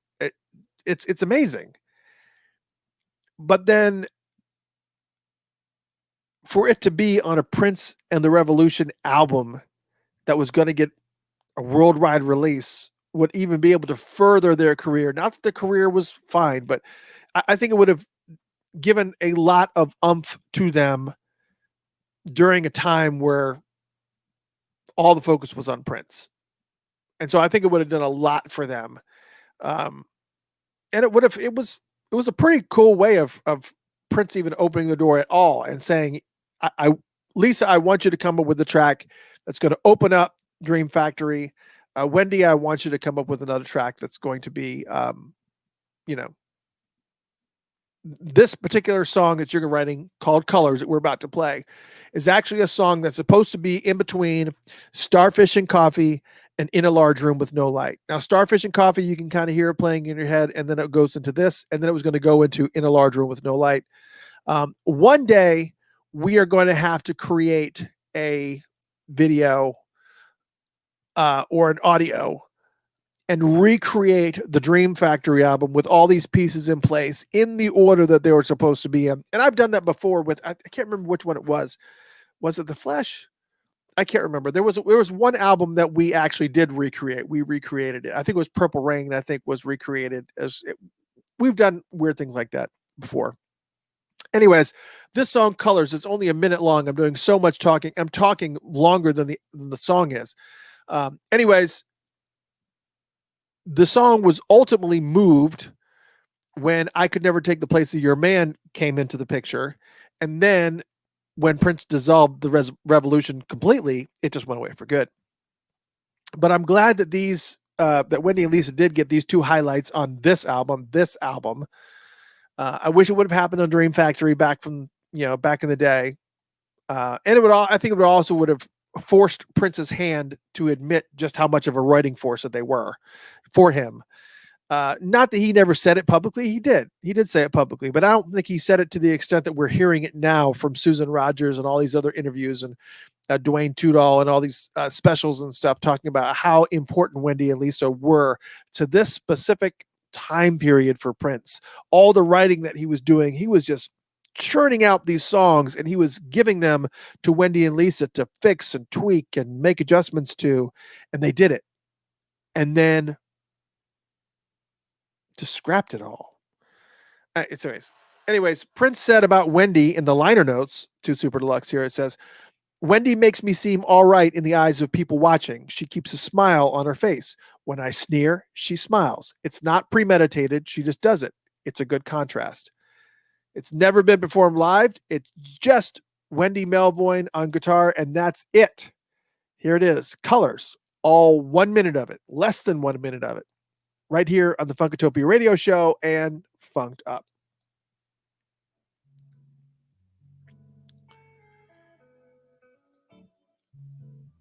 Let's see what's going on. Yes, let's get to. Juice says, what is the app called and is it on Google? Yes, it is on Google. It's called Funked Up. Funked UP. Matter of fact, let me, I will put, if you look for Funked Up, you'll see it. Funked UP. Funked Up. If you look for Funkatopia on Google Play, you'll also see it there as well. Funked Up. Like effed up, but with an N. Funked Up. So there's that. What am I missing here? Carla, you have the Dream Factory intro with him speaking? Really? Carla sent it to me. Yeah, send it to me. Oh, my back is killing me. Oh, it's already over. Damn it. And that was Colors from Wendy Melvoin, which is pretty amazing. Carla, but DM it to me. Don't put it in here. DM it to me or send it to funkatopia@gmail.com. Sorry. Just had to let people know. Don't just place it out here. Funkatopia@gmail.com. Might be able to locate that Prince intro to Dream Factory. And if I can, I'll break free and I'll play it for you. I think find somebody who may actually have it. As Prince told me on Twitter, he said directly to me, he said, bootlegs are okay to share with friends, but when you sell them, that's when we have a problem. So I'm not selling them. I just want you to hear this stuff, just so we're clear. Prince was very, very clear to me about that. He tweeted to @Funkatopia, and he made himself known when I talked about, what exactly do you think about this stuff? And he told me. He told me on Twitter. He said, @Funkatopia, here's what I think. I saved that screen cap and I was just like, I got proof. I got proof you said it. You said it to me. Anyways, that was Colors, which takes us to the next song in the mix, which is, of course, the illustrious Crystal Ball. Not sure that I can wrap my head around a 7-inch version of this song. I have only ever heard it in its 10-minute version, the 7-minute versions at best, with some of the editing. Just hearing it in this shortened 3.5-minute version is really a horse pill to swallow. It really is. It's tough to hear it this way. This was supposed to be the opening track to the original Crystal Ball, not this neutered version, but the original full length. When the eventual 1998 version of Crystal Ball, the album, came out, was eventually released in the collection the world got to see, which I might add was nothing like the original. It was a split between the works of Prince and the works of the Symbol, but there was no real distinction between the works of either. It was just kind of a blurred line. It was just a bunch of material that Prince had written and a bunch of material that he had written while he was a Symbol, and they didn't kind of really distinguish which one was which. And for the song of the same name, Crystal Ball, there is a version with Claire Fisher's orchestration and a version without. I can't honestly say that I have heard the version without Claire's orchestration. I can't imagine it without it. I just can't. It's just so many but I'm telling you, there's so many iterations to the song. I am aware of like 4, and I actually have access to. And this version that just neutered, I keep saying that, but that's exactly what it is. This spade 3.5-minute version here is okay. It's an easier pill to swallow if you're looking to listen to something and get your Crystal Ball fix, but want it over quickly. This official version makes 5. Prince had liked what Claire Fisher had done so much that he used a huge portion of the song as part of the Love Sexy interlude called Cross the Line. And as I mentioned earlier at the beginning of the show, on this day, October 1988, me and my best friend in the world, Rob Rhythm, were sitting front row on the balcony watching the Love Sexy tour on this very day, right here, October 13th. We were sitting there watching this Love Sexy tour. And of course, we got to hear this whole interlude. It was a bunch of weirdness and stuff and swings and all kinds of. For those of you who have seen the Love Sexy tour, you know exactly what it is. But of course, I will play Cross the Line. Why would I not do that? So here it is, a little bit of Claire Fisher orchestration in with this little interlude that happens with Love Sexy.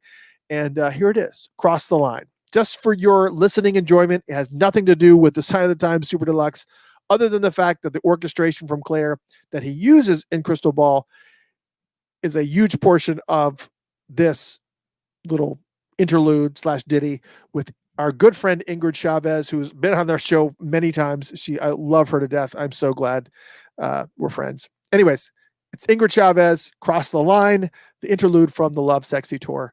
Enjoy.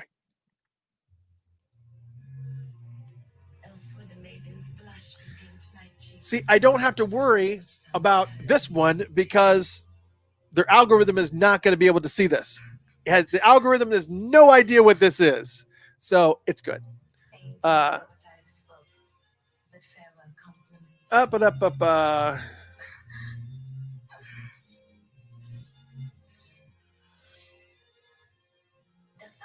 Portia said she didn't hear it on the Funked Up. I don't know why. Some words going on.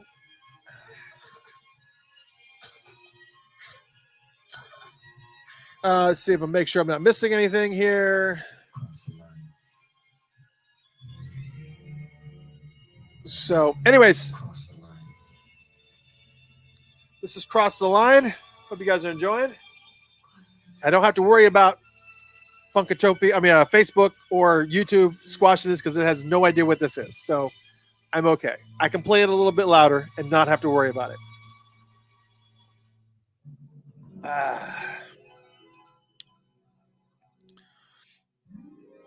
Thank you, Brandy.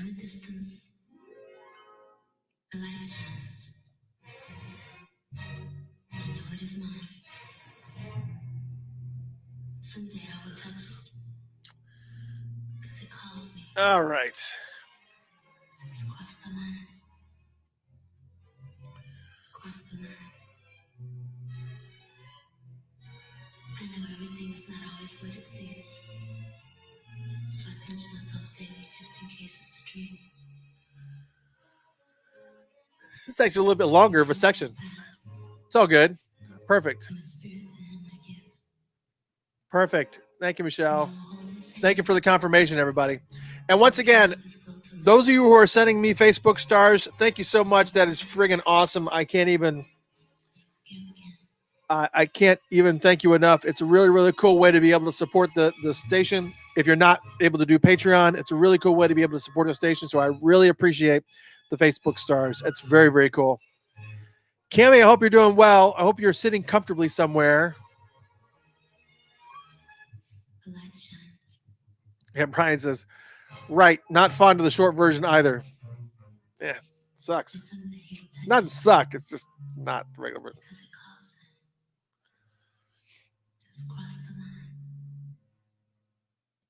And that was Cross the Line with Ingrid Chavez, which is an interlude that they use for the Love Sexy Tour. And of course, if you were listening on Facebook or YouTube or Twitch, I was able to actually turn it up because has no idea what this is. So it's not going to penalize me for that. It has no idea. It's like, I guess that's an original. I don't know what that is. So that's perfectly fine. All good. So let's get done. Let's finish talking about Crystal Ball, this shortened 3.5-minute version of a 10-minute song, which I guess was supposed. The only reason I can think that you would squash it down to 3.5 minutes is if you had intent to release this on radio. And there's no way this song would have made it on the radio. I can't imagine, some of the songs that Prince released in his day that were just so way off course. When you think of like When Doves Cry and how it was just like this weird, what is happening? What am I listening to? And all the times that he just kind of kept continually breaking the mold and doing things that nobody had ever heard anybody do on radio before. I mean, Let's Go Crazy. I mean, that in itself was just crazy. It was insane. I mean, just paraphrasing, but for a song to drop out and just have this wailing guitar solo right in the middle of a song on pop radio. Yeah, it was on the rock stations, where you'd hear stuff like that, but not like that. Not like where everything drops out and you've got this wailing, screaming electric guitar on pop top 40 radio. It didn't make sense. It didn't make sense. He was doing things that nobody had done before and we hadn't really heard. It was like, for those of you who are old enough and grew up, I was born in 68, so I kind of grew up through the 70s. And I can remember the first time we heard Boston, the band Boston, on the radio. And that guitar tone that you would hear, it's like, what am I listening to? Why is that guitar so out front? Why is it so loud? What's happening here? And then you would hear like different types of things. It's like you hear AC/DC on the radio, and it's like, why is that so dark and dingy? And that's it. There's these bands that come on the radio that just totally shift. It's a paradigm shift. And Prince was one of those people, but he didn't just do it in like the rock and roll genre. He broke the mold in a genre that should not have been able to be broken. Top 40 radio was set in its ways. There was a theme, there was a formula, there was a process that top 40 radio followed. And Prince broke it every single time, which was crazy. But then you talk about lyrically, Crystal Ball, the song just has these stark contrasts where he talks about dark things and then switches over to sexual love content. So even if it wasn't planned for the radio, just listening to it, even in its form now at 3.5 minutes, is weird. It just, to kind of give an example of the stark, when you look at some of the dark things that he was talking about, and then he kept switching it. He just kept switching it. Like the lyrics are, as bombs explode around us and hate advances on the right. There's the dark part. And then he flips it. The only thing that matters, baby, is the love we make tonight. Okay. So there's the flip side of that. And he goes back to dark. As little babies in makeup terrorize the Western world. Flip it. The only thing that matters, baby, is love between a boy and a girl. There's the flip side. And then he does it again.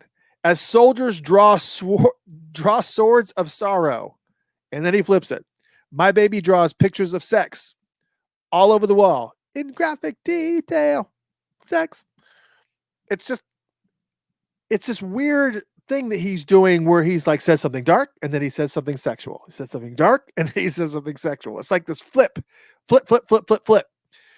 Susanna Melvoin and the special that they did on The Current, she said she was talking about that particular line where he's talking about my baby draws pictures of sex all over the wall in graphic detail. She says, I've always been a wannabe artist.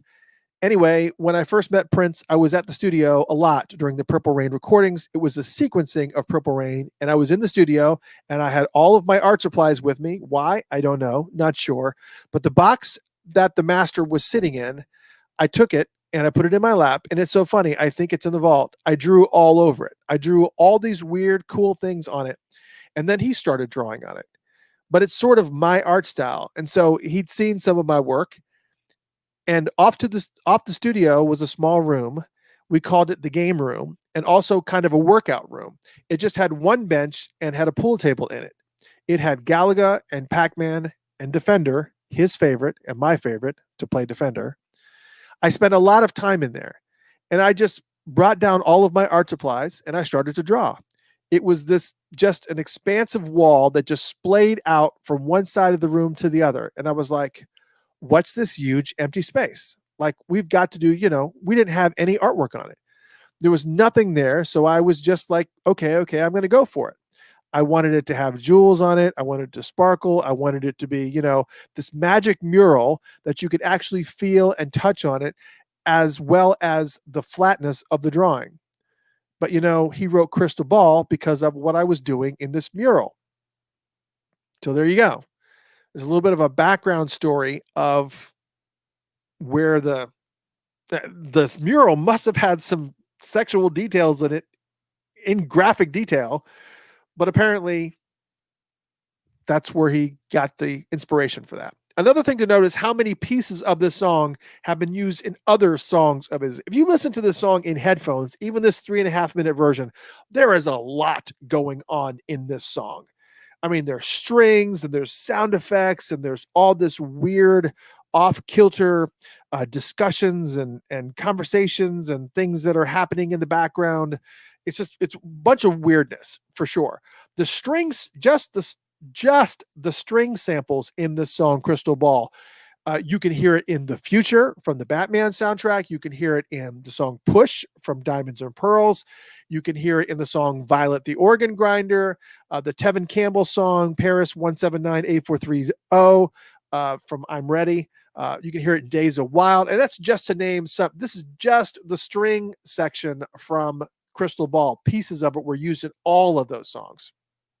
And inside of the Crystal Ball CD, the liner notes, which I pulled out earlier, I don't have it in front of me. I wish I did, but it essentially says the song Crystal Ball was written in a deep blue funk depression as Prince pondered his future in the music business that had become more business than music.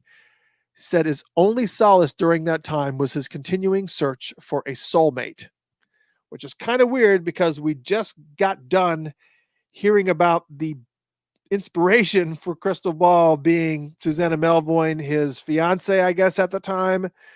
And in the liner notes is talking about his quest for finding a soulmate. And there were always world events that found their way into the inspiration for some of his songs, like, crack and the AIDS epidemic and all this stuff. But this track was born from not only his frustration in the music business, like it just said, but also the U.S. bombing in Libya around that time.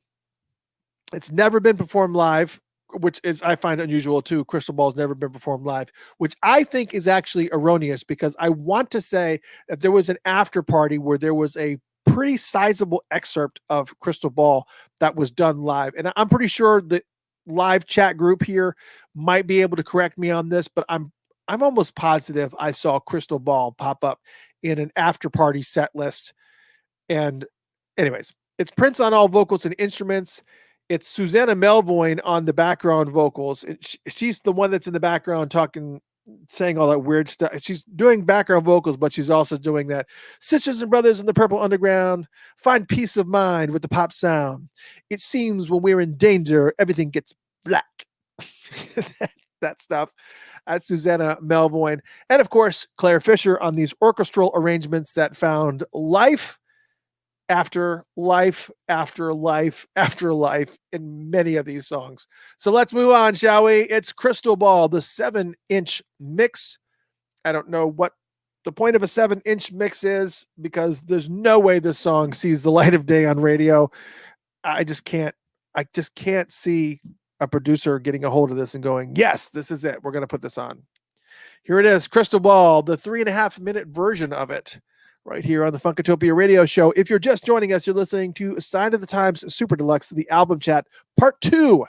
We're doing a 4-part series, and you're listening to the second part of it. It's Crystal Ball on Funked Up. All right, what have I missed?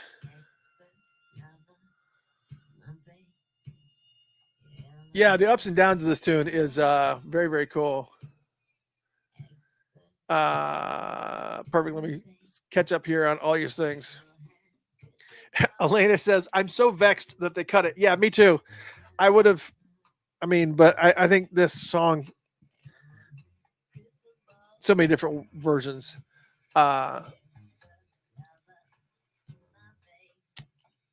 Nagy says, I wonder if the contributors to this album are getting paid. I don't know. That's a good thought, but I'm not exactly sure if they are or not. It's crazy. It's crazy. Ryan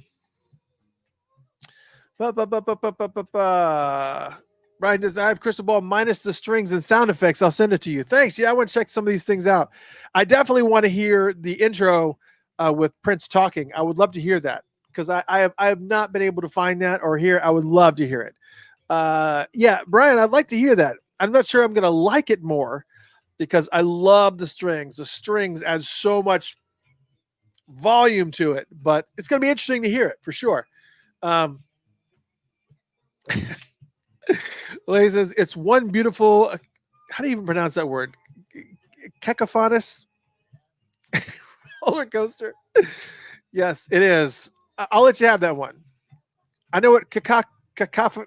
I don't even use that word, because I know what it means, but I never use it. Cacophony. I can't even remember how to pronounce it. It's stupid. Okay. Kama Sutra Wall. Andre says, yeah, wow, it's one of my all-time favorite songs. Yes, it is one of my favorite songs too, for sure. The regular version, not this version. This version is just too short. It's just too short. It's just crazy. Anyways, thanks, Brian. I appreciate that. I'll take a look for sure. Da, da, da, da, da, da, da, da, da, da.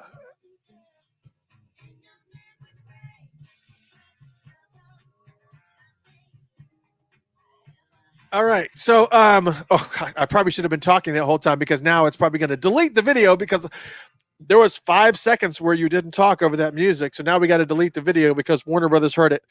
Well, Brian, where did you send it to? Just out of curiosity. I will look for it, and once I get it, I definitely want to hear it. Matter of fact, I might actually play it after part 2 for sure. Kina said, I think in a large room with no light. Yes, that is actually, we're going to be talking about that in this part 2. That is actually coming up. We're going to be talking about Big Tall Wall next. And then after that, we'll be talking about A Place in Heaven, the shortened backwards version. And then we'll be talking about that. I am just not used to that ending right there. And I'm just used to it going, bow, bow, hey, meow, meow, meow, and then going into this whole other thing. So they cut it there. It's just always catches me off guard when that song ends. And I just can't get used to it. Anyways, that brings us to the next track on this amazing, amazing Super Deluxe set that had so many songs on it, like 40 something. And, which brings us to Big Tall Wall version 1, by the way, is what is in parentheses on this Sign of the Times Super Deluxe. Big Tall Wall version 1, recorded April 18th, 1986 at the Galpin Boulevard home studio in Chanhassen. In July of 1987, about a year and a couple months after it was originally recorded, Prince had made some changes to the lyrics. And it was going to be, and not many people know this song, Big Tall Wall, was going to be included in the movie Graffiti Bridge. Not a lot of people knew that. It was even mentioned in an early version of the script and was going to be the opening song to the soundtrack. So this song really had a place of prominence in the movie Graffiti Bridge. Not only was it going to be the opening song of the movie soundtrack, it was going to be a pretty core part of the story. And for whatever reason, it got canned and set to the side. And I don't know what song eventually ended up kicking. What's the first song on Graffiti Bridge? Just Can't Stop This Feeling I Got, isn't it? So that would be the one that would, whatever took its place, Big Tall Wall was kicked to the curb.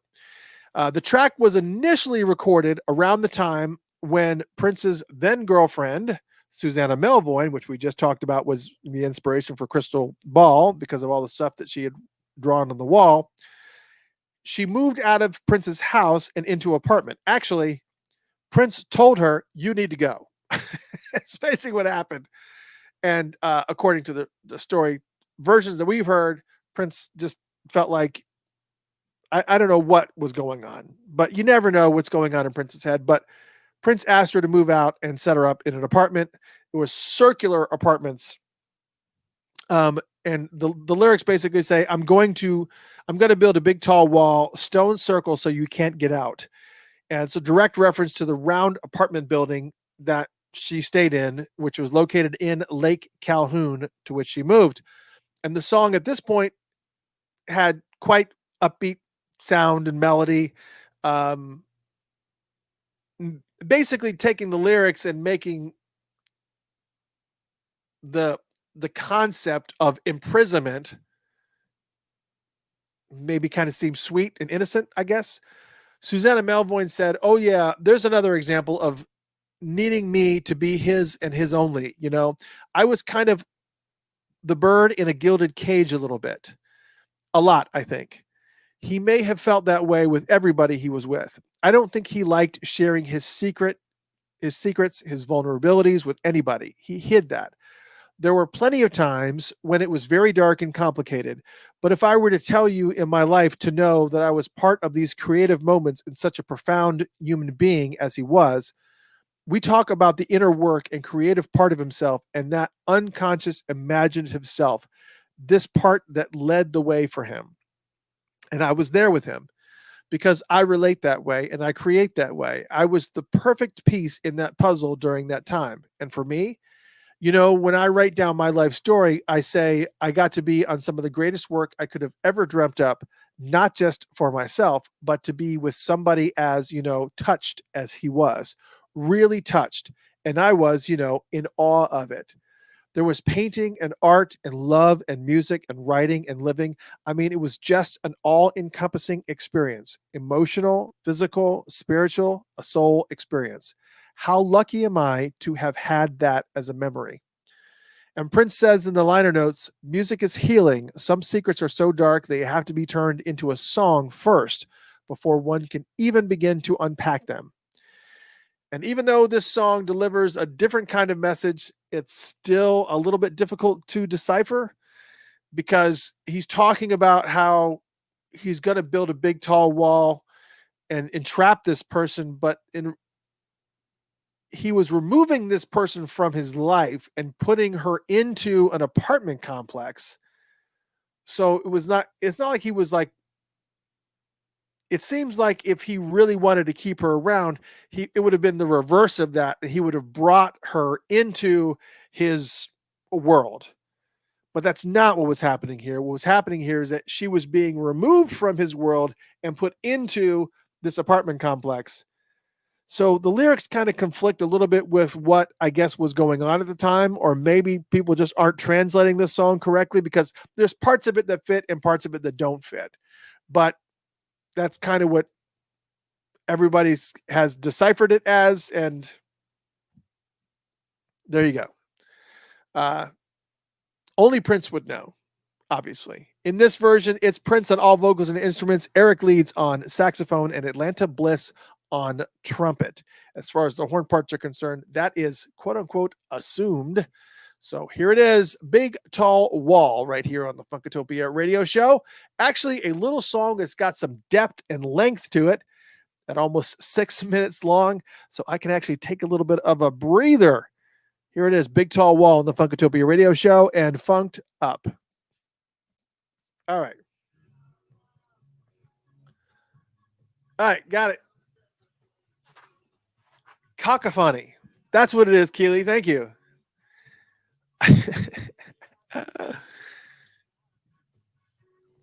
right, so it's complicated. Yes, it is.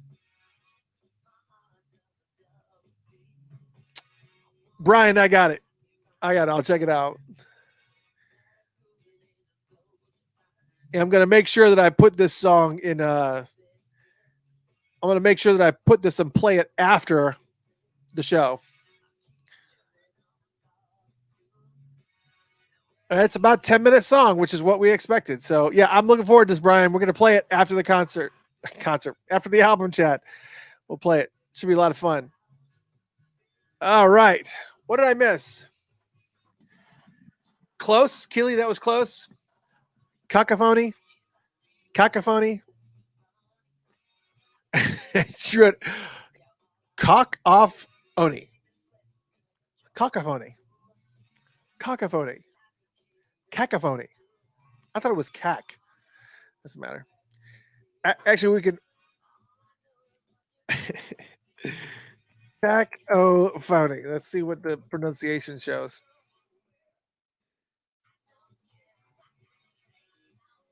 It actually says something totally different. It says cacophony. Cacophony is the pronunciation according to the dictionary. Cacophony. That's nothing like cacophony. It's cacophony. Cacophony. There you go. We learn something new every day. According to dictionary.com, it's cacophony.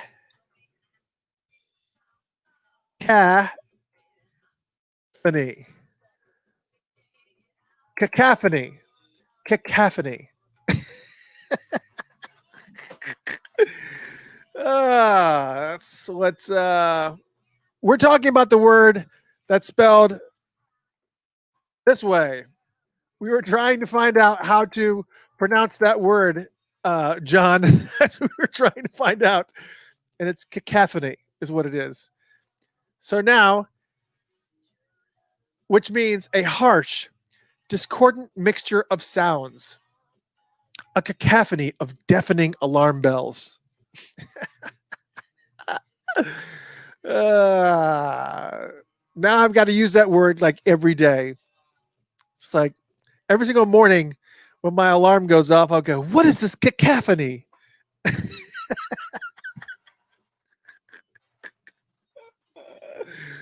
Oh, stop this cacophony right now. I'm going to say that next time everybody starts getting loud at the dinner table. Stop this cacophony. John says, is it in a song? I don't think it is in a song. I don't know how we even started this. No, somebody said, who started this cacophony? Oh, nice. Jaden is playing with these diamond dots things. Have you ever guys seen these diamond dots things where you've got to put together these pictures with all these dots? And there you go.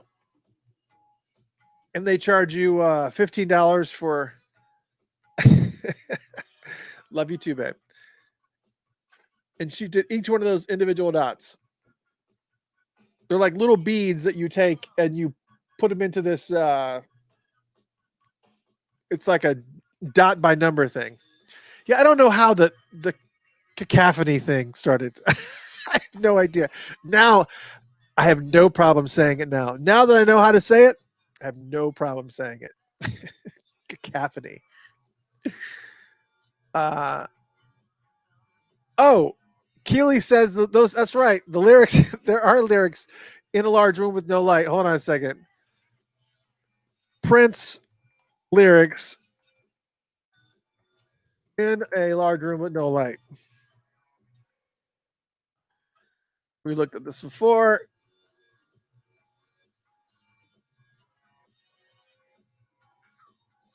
We got to find the. Here it is.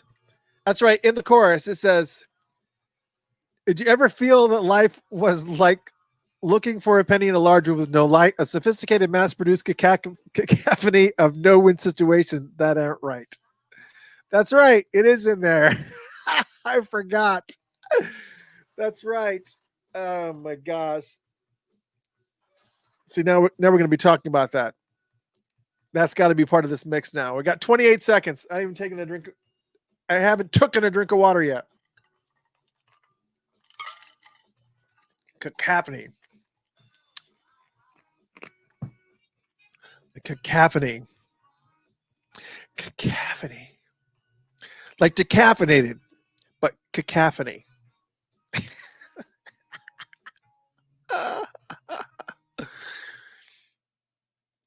And that was Big Tall Wall. You're listening to the Sign of the Times Super Deluxe. I cannot wait until we get to In a Large Room with No Light so I can say the word cacophony. For those of you who are on Facebook and YouTube and Twitch, you're seeing that we went down a really long and long-winded and unnecessary rabbit hole of cacophony. The word cacophony. It's actually in the lyrics to In a Large Room with No Light. We're going to be talking about that in a second. It wasn't even part of my notes, but it is now. We're going to be talking about it. But we got a song that we got to cover first, which is the next song, which is Nevaeh Ni Icalpa, which is A Place in Heaven backwards. And the only reason why I know it's Nevaeh is because I know not one, but two people that are named Nevaeh, which is heaven backwards. They're kids, but their parents named them that, Nevaeh. So that's how you pronounce this, Nevaeh Ni Icalpa. Nevaeh Ni Icalpa, which is A Place in Heaven backwards. It's a segue that takes Lisa's vocal version of A Place in Heaven that we did not play. We played Prince's vocal version, but it takes Lisa's vocal version and it just plays it backwards. It was done in April 1986 at the Galpin Boulevard home studio in Chanhassen. And when Prince was messing around with the backwards drumming sounds in Starfish and Coffee, a lot of people love the song Starfish and Coffee, but did you realize that the beat to Starfish and Coffee, the actual strikes, the drum beats, are actually drum beats that are backwards? So it's got the drum sound, but then he takes it and he makes it reversed. You can't, it's the way that he's edited it, you can't, it's hard to tell, but it is. Anyways, he got sidetracked while he was doing that, and he played around with Lisa's vocals from A Place in Heaven, and he just liked the sound of it. So he removed most of the music, and then he put more music, another layer of music behind it. He like created a keyboard track for it, and he left Wendy and Lisa's vocals intact. And this was going to be a segue for Dream Factory that was going to be tucked in between Lisa's opening track of Visions and the song Dream Factory. So there's an intro that's got Prince talking that's supposed to be somewhere in there as well. But if you could imagine Visions playing that piano solo that Lisa does, and then this song backwards, and then Dream Factory, it's just kind of a little bit bizarre. But that was the vision. He wanted to create this very dreamlike state with the Dream Factory album, which I'm so upset didn't happen. But we're going to figure out a way to restructure this. I'm telling you, we got to rebuild it, and we're going to have a show one day where this is going to be audio. We're going to play with it on the radio, so we don't have to deal with Facebook. We don't have to deal with YouTube. We're going to have a lot of fun, and we're just going to just play it. Going to play it, all the songs in the order that it was going to be on Dream Factory, and just have some fun with it. Anyways, and it was also going to have a little section where Wendy and Lisa has a scene outside of a club, and they're being carted, and that was removed also.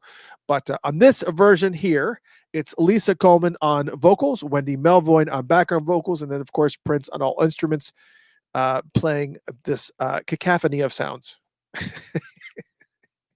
It's, sorry, I had to say it. It's Nevea Ni Ikalpa, which is A Place in Heaven backwards right here on the Funkatopia radio show.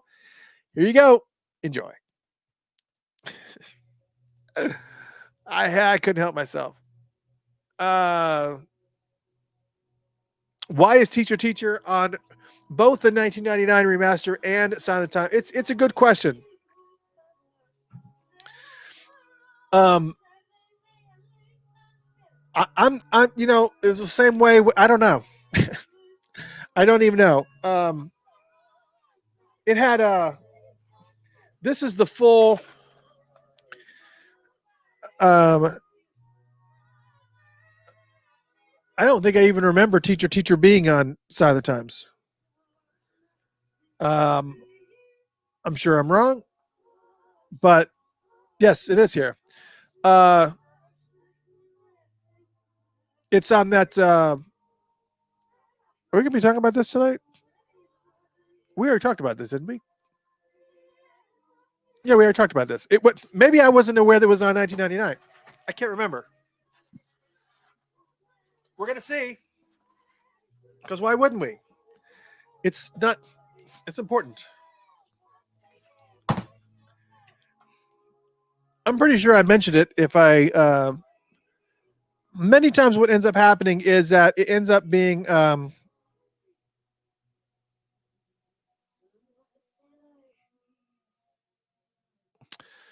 yeah, I don't see.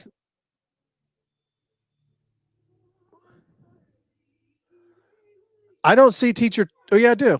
Okay, it's on the second. It's on the second one. Yeah, I don't know why it was on there. You know, there's always been like versions of songs that are so distinctly different. Like in the case of Crystal Ball, and like in the case of it's just so different that they have to keep on, you know, doing all these things. As Rodney said, one was done in 1982, one was done in 1985. And if we really start digging through this and start really talking about the different versions of songs that are on some of these things, I mean, we would be here just forever, just going through the songs that he did not release, more or less talking about the different remixes and versions of the songs. It's insane. It's insane. And that was Nevea Ni Ikalpa, which is A Place in Heaven backwards. If you're just joining us, it's the Sign of the Times Super Deluxe album chat. With this part 2. This is part 2 of 4. We're doing 4-part version of this. We're going to be talking about all 3 of the vault disc that come with Sign of the Times Super Deluxe. They are referred to as the unreleased vault tracks. I think the official, they call them vault tracks. They're unreleased. They're released now, but they're called vault tracks. And there's 3 CDs of them. And we have to separate them out into 4 parts because when you start talking about the individual pieces of information, that it's just insane. It's just so much information. It's too much. It's too much. I mean, as it stands, we've got 4 more tracks to talk about tonight, and we've already been talking for a good bit of time. So this is going to be going on for at least a little bit more, for sure. Which brings us to the song that is a cacophony of sound. I love that word now. In a Large Room with No Light. The version is 3 minutes and 27 seconds long, written by Wendy and Lisa, and recorded on May 4th, 1986. It's also known as Life is Like Looking for a Penny in a Large Room with No Light. They basically dropped the front part where it's Life is Like Looking for a Penny. And that full title was actually confirmed by Eric Leeds. It was first available, this song was first available as an audio stream from the Montreux Jazz Festival website that was released on July 15th, 2009, which he did Prince did 2 shows that were there, a couple times, actually, only twice in 2009. And this track is yet another one that people really wanted to see an official release for that was not really kind of part of the whole. They just wanted to hear the studio version of this, even though we did get to hear the Montreux Jazz Festival version in 2009. And obviously the unreleased versions that have been floating around that are just all kinds. I think it's like 3 or 4 different versions of In a Large Room with No Light that I am aware of. And this song is like 23 years old by the time the 2009 version was finally released. And that original recording was from 1986 when it was recorded by Prince and Sheila E. and her band. And once again, another song that was supposed to end up on Dream Factory and ended up moved. And it's just mind-boggling to me how many songs were shelved. I mean, when you even look at this incredible collection of music that is on these CDs, it's just mind-boggling. It's just so many. Here's something that you guys are gonna think I'm crazy, and I may. You already know that. You already know I'm crazy. You already know I'm crazy. There is the line that we've been talking about. That we'll talk about it now. In the chorus, where it says, "Did you ever feel like life was like looking for a penny in a large room with no light? A sophisticated, mass-produced cacophony of no-win situations that aren't right." Of course, he mastered saying that word. I literally just learned how to properly pronounce that word, cacophony, tonight. But I'm looking forward to now listening to that song now that I realize that's what he's saying. I don't think I've ever really knew exactly what he was saying, nor did I look it up because I really didn't feel like it was important. I was just enjoying the music.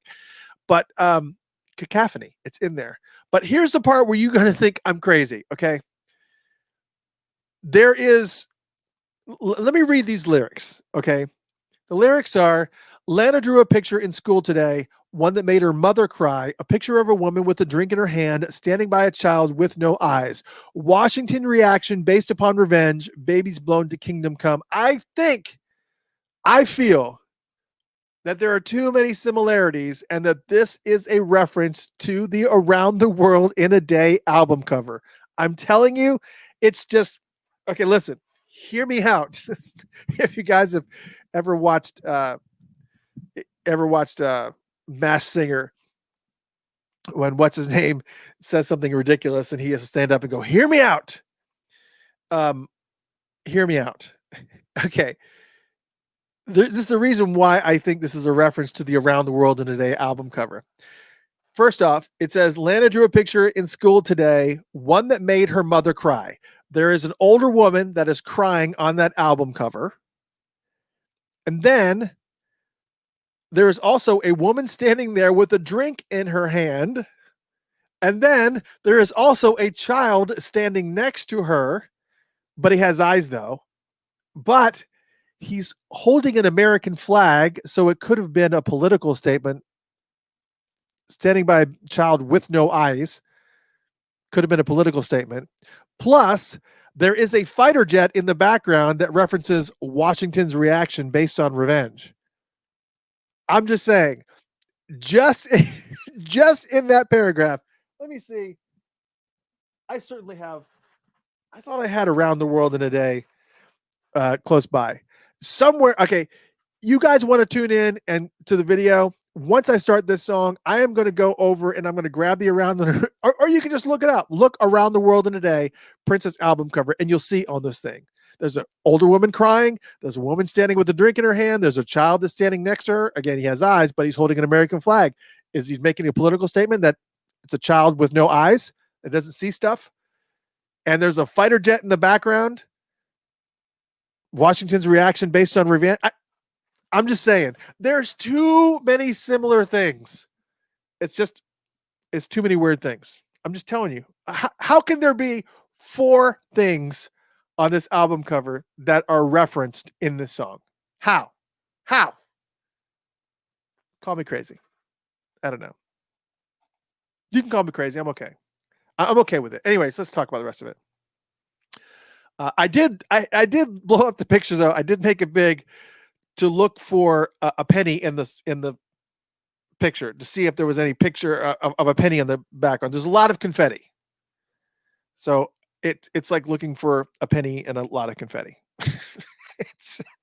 There's a lot of confetti, so maybe there's a penny in there too. I'm just saying. There are other deep lyrics. Danny dropped the dime on his girlfriend. He said he didn't want to go to jail alone. And of course, many of us have heard the earlier versions that contain a little bit of profanity, which was, I guess, changed in the 2009 Montreux Jazz Festival version, because in 2009 he had basically switched over to Jehovah's Witnesses, and all that profanity was taken from the stage. I still remember going to the Rainbow Children, the One Night Alone tour, and him saying from the stage, "I will no longer curse from the stage."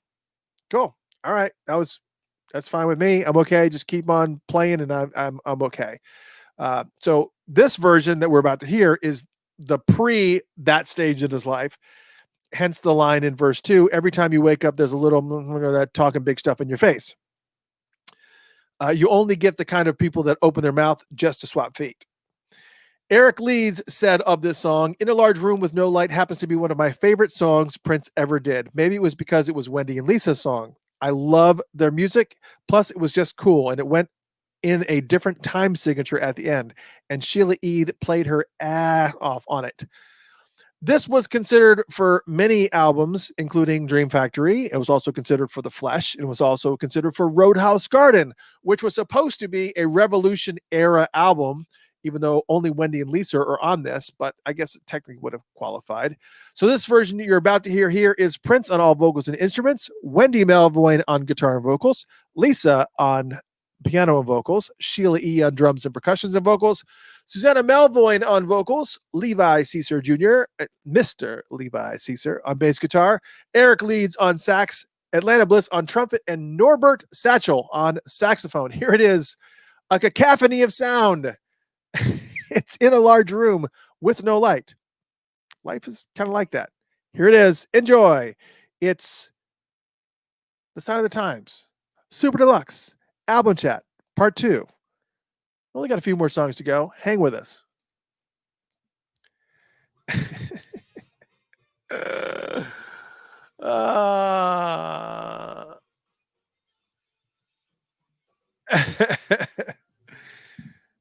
Yes, I realize it's a stretch.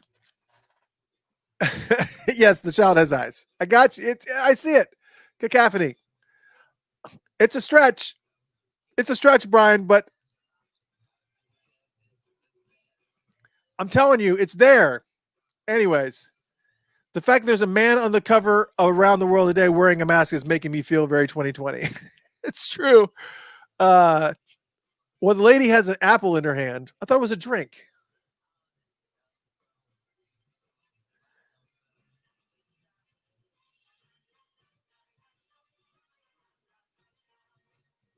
Oh, never mind. Isn't okay? Never mind.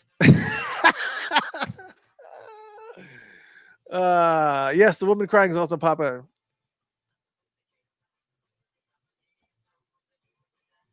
Yes, India had to ruin it. So the lady has an apple in her hand, but she's holding it like a drink. So there's that. Maybe it's an apple martini. Just go away.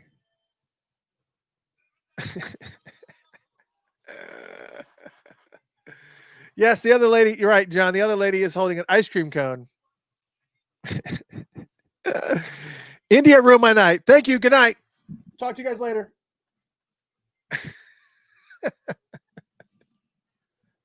It's all right. It's okay. It's okay. It's okay. It's all right. It's all right. You couldn't just let me have it. You couldn't just let me go.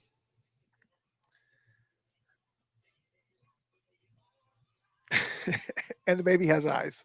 I get it. I get it. And they're also looking for angels in the sky. And look, there's a bunch of doves in the sky. I'm telling you, there's something there. I'm telling you, there's something there. Are you sure it's an apple on everything? Are you sure it's an apple?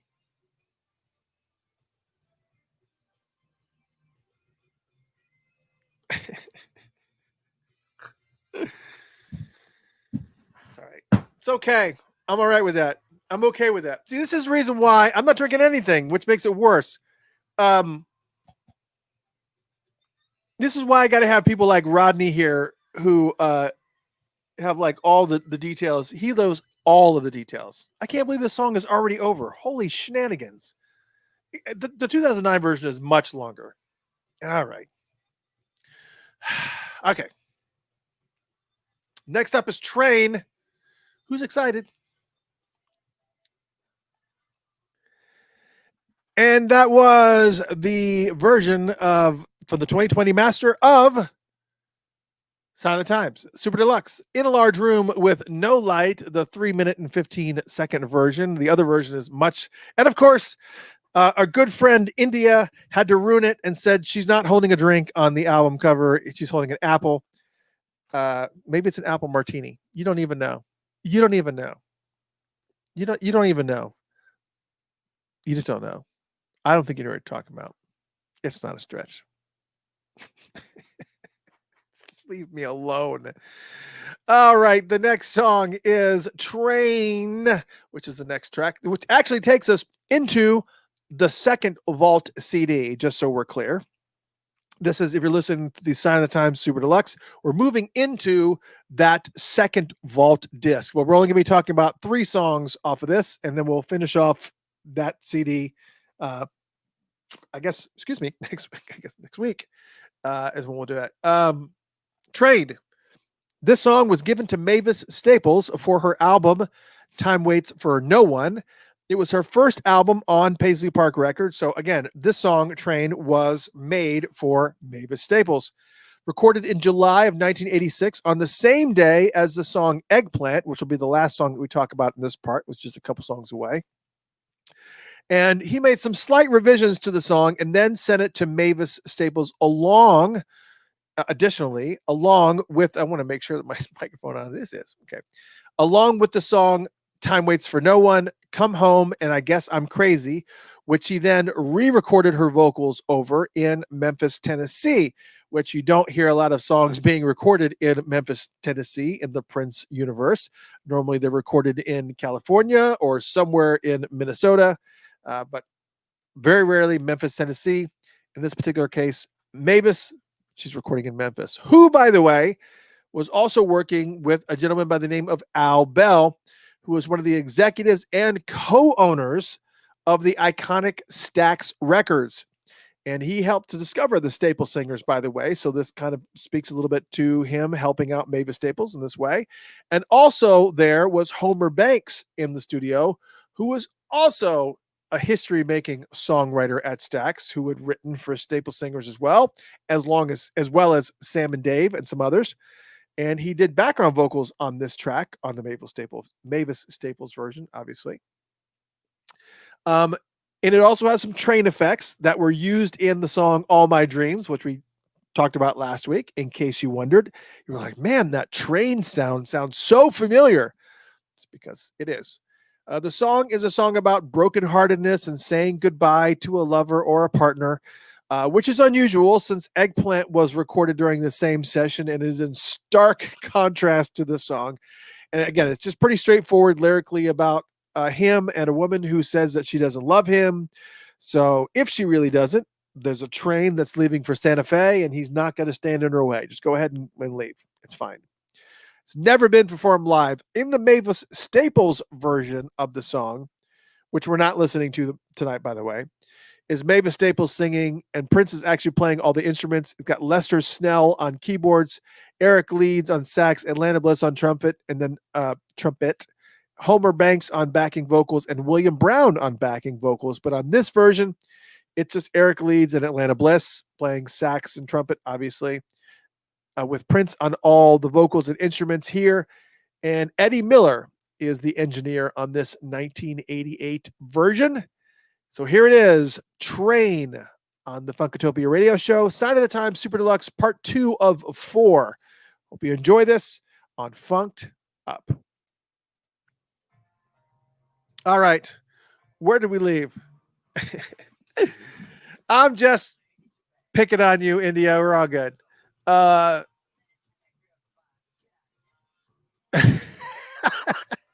Brandy said, it's an apple on a rectangle. It's an iPhone. Prince out there making predictions. That's true.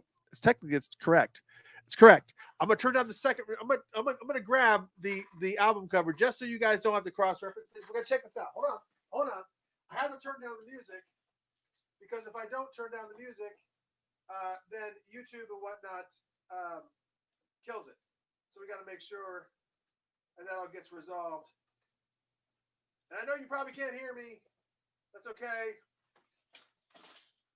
You probably can't hear me, but now you can hear me because I'm back. All right, here you go. So there it is. You know, what's also on here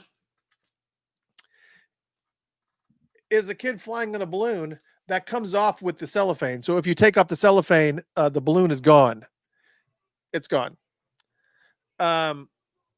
Yes, it's correct. Let me see if I can just lightly take off the cellophane. You're right. He was actually making predictions because you are correct that she is holding an apple. Yeah, she's holding an apple. It's right there. I could have sworn, I don't know why I was so obsessed with thinking it was a drink.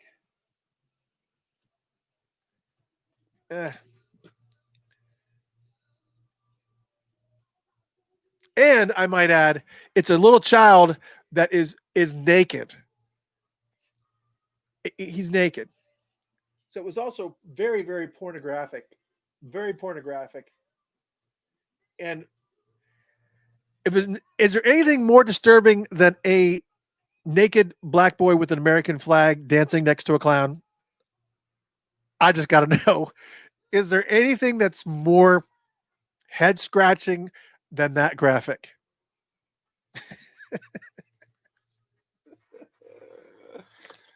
You're right. It's an apple on a rectangle. I meant to draw attention to that. He was making, look at that. He had the first iPhone. It was right there. She's holding it. She's right. She had the first iPhone. Naked black boys dancing next to clowns. So much that's not right. April says, according to Jill Jones, Prince told her the ladder on the cover represents him being gone. Everybody's searching for it.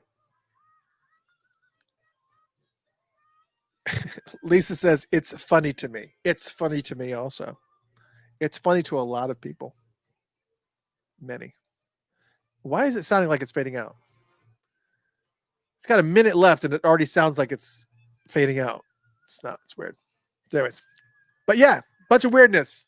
on that album cover for sure. And again, as if you take this off, if you take off the cellophane, the boy and the balloon come off with the cellophane on the around the. Just if you happen to purchase Around the World in a Day from somewhere, you need to know that the boy comes off. He comes off. So there's that. Okay. Got 23 seconds. Got to drink some more water. I promise you, it's water. I can't really say it's water. It's just water. It's just water. Nothing good. In this cup, it's water too, but it's Crystal Light. So it's a little bit different. Which you shouldn't be drinking because it got caffeine. And there it is, the song Train. And that little train sound effect is also, again, from All My Dreams. We only got 2 more songs left in this part 2 of 4 for the Sign of the Times Super Deluxe album chat. So I'm so glad you guys joined us tonight. It's been a lot of fun. Got a couple more songs to go. And one of them is a pretty quick song. It's only 2 minutes and 15 seconds. It Ain't Over Till the Fat Lady Sings. Never believed to have been performed live. It's just an instrumental. It was recorded in July of 1986, once again at Prince's Galpin Boulevard home studio. And it was a song that was created to be a part of that musical that Prince was putting together called The Dawn. It was also called Dream. That play was also called Dream Factory at one time too. Not the song and not the album, was a play. But they changed the name of the play to The Dawn. And then, of course, you had all that weirdness that was going on at the Glam Slam places. He had a whole play that was going on there. If everything and every idea that Prince had came to fruition in some way and would have had just some semblance of success, he would have been a gazillionaire. It's just he was already making quite a bit of money, obviously, but just to think of everything that he did. I mean, he wrote a song, that Purple and Gold, for the Minneapolis Vikings. So he like came up with a theme song for his hometown football team.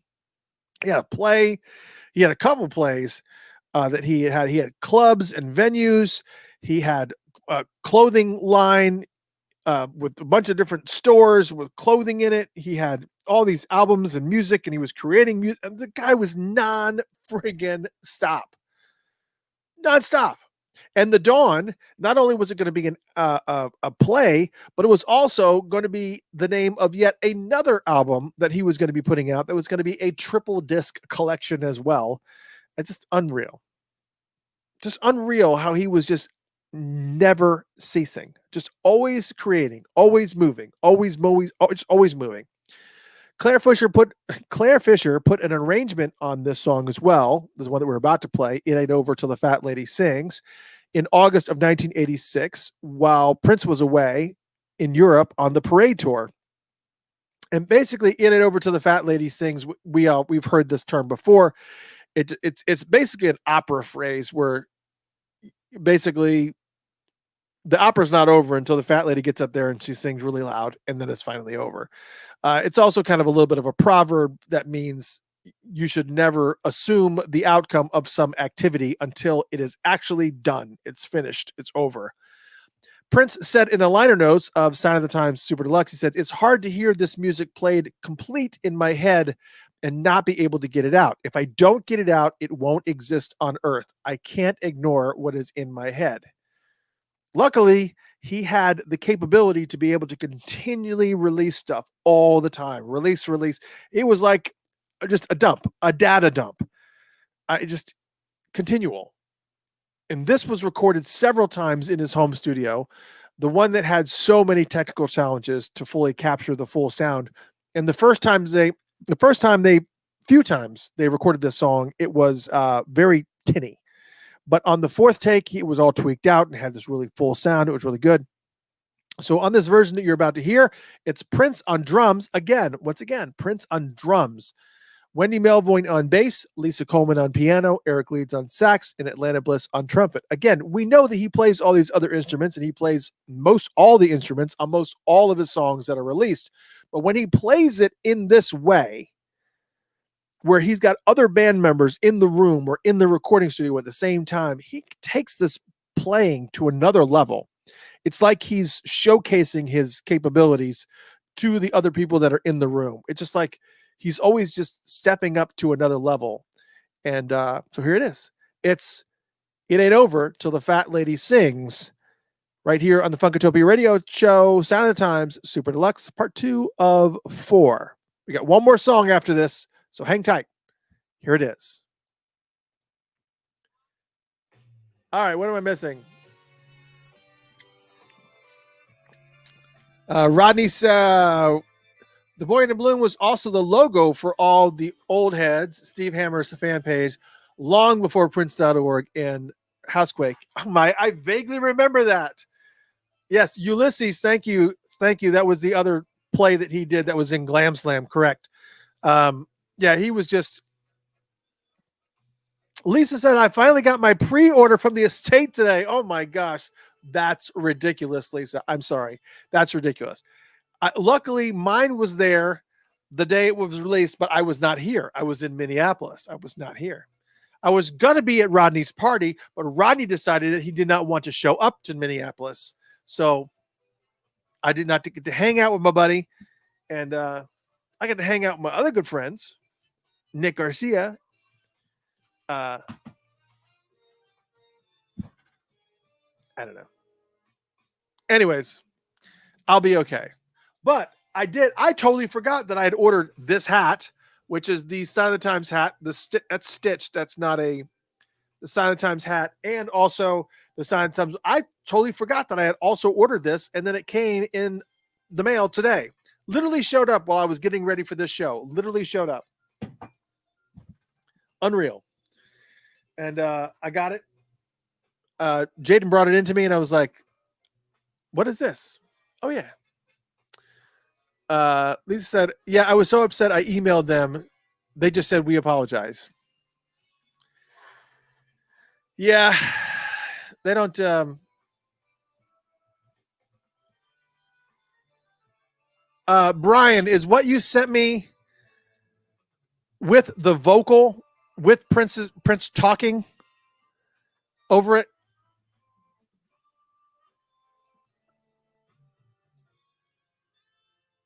Brian, is what you sent me with Prince talking? That's the intro I want to hear. All right. And that was It Ain't Over Till the Fat Lady Sings, which brings us to the very final song of part 2 of 4 for the Sign of the Times Super Deluxe. We are doing this in 4 parts. We had to break up these 3 vault CDs into 4 parts because it's just massive. It's just insane. And I think with part 3, I think we are going into part 3. We're taking it all the way down into I guess what we're doing is we're finishing off this CD, this second vault CD for the next session, which is next week. And then for part 4, we are doing the last CD. I think the last CD is only going to be, I don't know. We had to break it into the 4 parts because it's just so much. It's so much. There's so much music here. It's crazy. It's crazy that all of these were previously unreleased vault tracks that took up 3 CDs. We got 2 CDs worth of vault tracks that many people had never heard before on 1999 Super Deluxe. And now we've got 3 vault CDs on the Sign of the Times Super Deluxe, which just doesn't make any sense. It's just so much music. It's just crazy. So much music. I don't know. Crazy. Yes. Okay. So let's talk about this, right? Last song on this album, with this part anyways, we're going to be talking about the song Eggplant. Eggplant is the closing number here. Got the original Prince vocal recorded on July 7th, 1986 at his Galpin Boulevard home studio on the same day as Train, which we just talked about a couple of tracks ago. And the inspiration for this song came from Susanna and Wendy Melvoin, the sisters, as Prince overheard their conversation about vain girls who constantly flip their hair while having a conversation with someone. And the song makes an analogy between a shallow girl and an eggplant, presumably the opposite of an egghead, which is referred to, I guess we like an intellectual. And the song is basically sung as an advice to a friend in the original.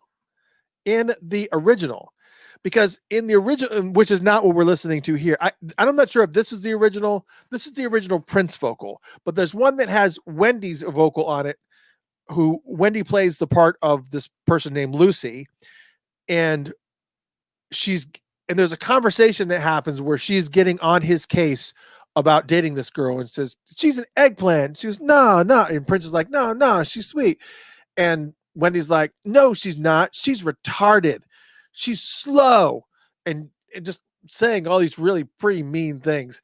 And I would imagine that today would not be really well received. So I'm thinking that's probably why that was not here. I've heard that original version with Wendy and that discussion so many times that I just think that's what's here. But then I re-listened to it yesterday, and then I re-listened to it again today, and I was like, oh, that whole conversation is missing from this version. So it's gone. But in its place is a lot of really cool instrumental parts. So I'm okay. I'm fine. No problem. But how this started was Prince had initially created a version with only him singing, and it had Eric Leeds on sax and Atlanta Bliss, and they'd recorded the horn arrangement the next day. And then Prince decided that he would have Wendy come in and sing the lead vocal as a character named Lucy. And then, of course, there was that humorous dialogue that happened between them. It was just like a brother and sister kind of arguing or whatever. And then Prince added a short rap over the beginning of the second half right after the break. And then the girls added their backing vocals, and then they were giggling, and then Prince kept the giggling in there as well. There's a bunch of stuff. Anyways, that's essentially how that version of Eggplant came to be. And the released mix of this track was done by Nico Bolas, and for the Super Deluxe version that we're listening to now. And he made it to kind of replicate the original mix from the time as much as possible. Even though we got a little bit of slightly different mix here, that's kind of just a little bit different. It's just not. It's a true alternate mix for sure. Prince said, comedians have had a great deal of effect on my music. It was always a challenge to be funny in music, which I think is crazy, because there's some times where he actually tries to be funny that's actually really funny, like Movie Star and a bunch of other things. He says it's always a challenge to have some sort of humor for a song and to make somebody feel good. That's the biggest challenge. Again, in this version, it's Prince talking about this girl, but not as potential dating material. And that dialogue with him and Wendy is gone. As mentioned, I like the extra instrumentation, though. Just as a side note, eggplant, the vegetable that we know in the United States as eggplant, is called aubergine everywhere else in the world. Just so you know. There's your rabbit hole notation for the day. In the United States, we call it eggplant. Everywhere else in the world, it's called an aubergine. Everywhere else, that's what it's called. And that's even if I'm pronouncing it correctly. On this version, it's Prince on all vocals and instruments, Eric Leeds on sax, and Atlanta Bliss on trumpet, and that is it. The only difference between this one and the one that you did not hear, the duet version, is that it had Wendy on vocals, Lisa on vocals, and Susanna on vocals. That's not what we're hearing here, is it? No, it's not. Here it is, the final song, the very, very final one. It is Eggplant, right here on the Funkatopia radio show. And enjoy. That's all I got to say. Enjoy it.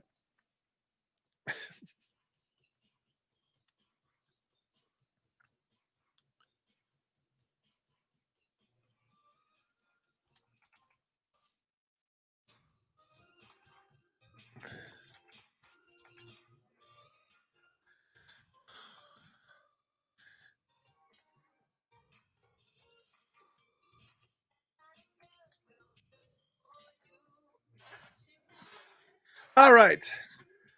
I got to be talking, don't I? I have to make sure. Aubergine, don't start. Are we doing this? This is a cacophony. This is a cacophony of conversation here. Yes, I do have Wendy's vocal.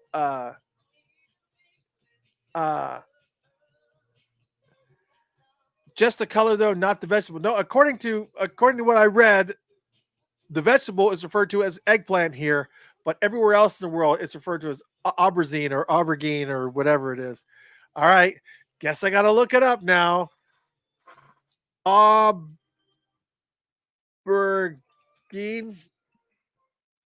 Okay.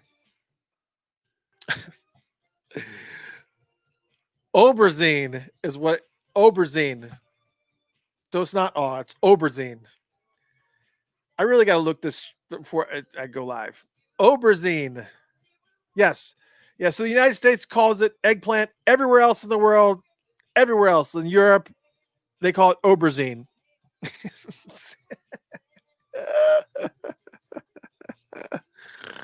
Oh my God.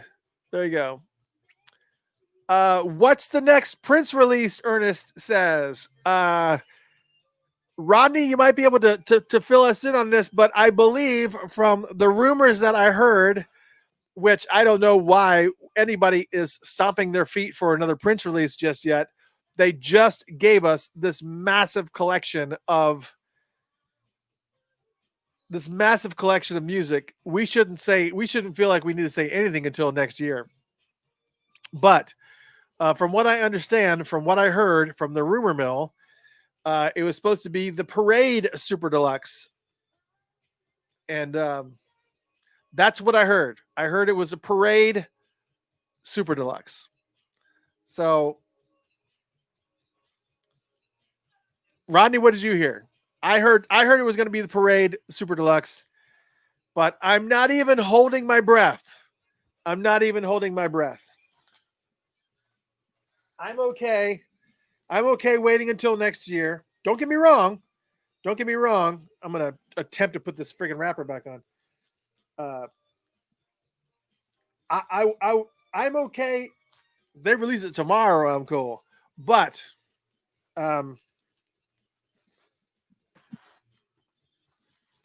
I've heard it's Parade, which means it's more of this it's more of this scenario where he is writing like a monster. He is writing like a monster in this period. So if they're going to release another album with a super deluxe, I would think Parade would be. Ernest says he heard it's around the world in a day. It could well be.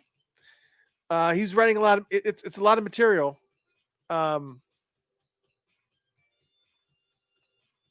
It could well be. Keely said, "Yeah, then we can get Under the Cherry Moon in colorized and black and white. That sounds like a plan. All about that." And as I said, Ernest said, "Oh yeah," and there are. Carlos says, "Oh yeah, there are Parade unreleased. Oh yeah, there's tons of music in this period. You know, a lot of people tuned out. There's a lot of tuned out. Rodney, I saw your message. Tuned out stuff that where people tuned out in the 90s, like totally just zoned out on Prince in the 90s. I will admit, I was probably one of them who just kind of felt like I just wasn't a big fan of everything that he was doing in the 90s. It was okay. It was fine. But I was more of a funkaholic, and I kind of felt like I needed to be there. But you know, it is what it is. All right, we're closing up here. We've got 16 seconds. Yeah. It is what it is, man. So much music. We'll see what happens with that. All right. Closing it up, folks. And that was Eggplant. This will be the final track that we cover here in part 2 of 4 of the Super Deluxe Sign of the Times. And we're covering all 3 of these Vault CDs that are on the Sign of the Times Super Deluxe. And it's a great, great honor to be able to go through all of these tracks, and that all of you guys hang out with me for all this time and talk about every single one of these songs and every single one of these tracks. It's really, really cool. Thank you so much. We will be back next week with part 3 of Sign of the Times Super Deluxe.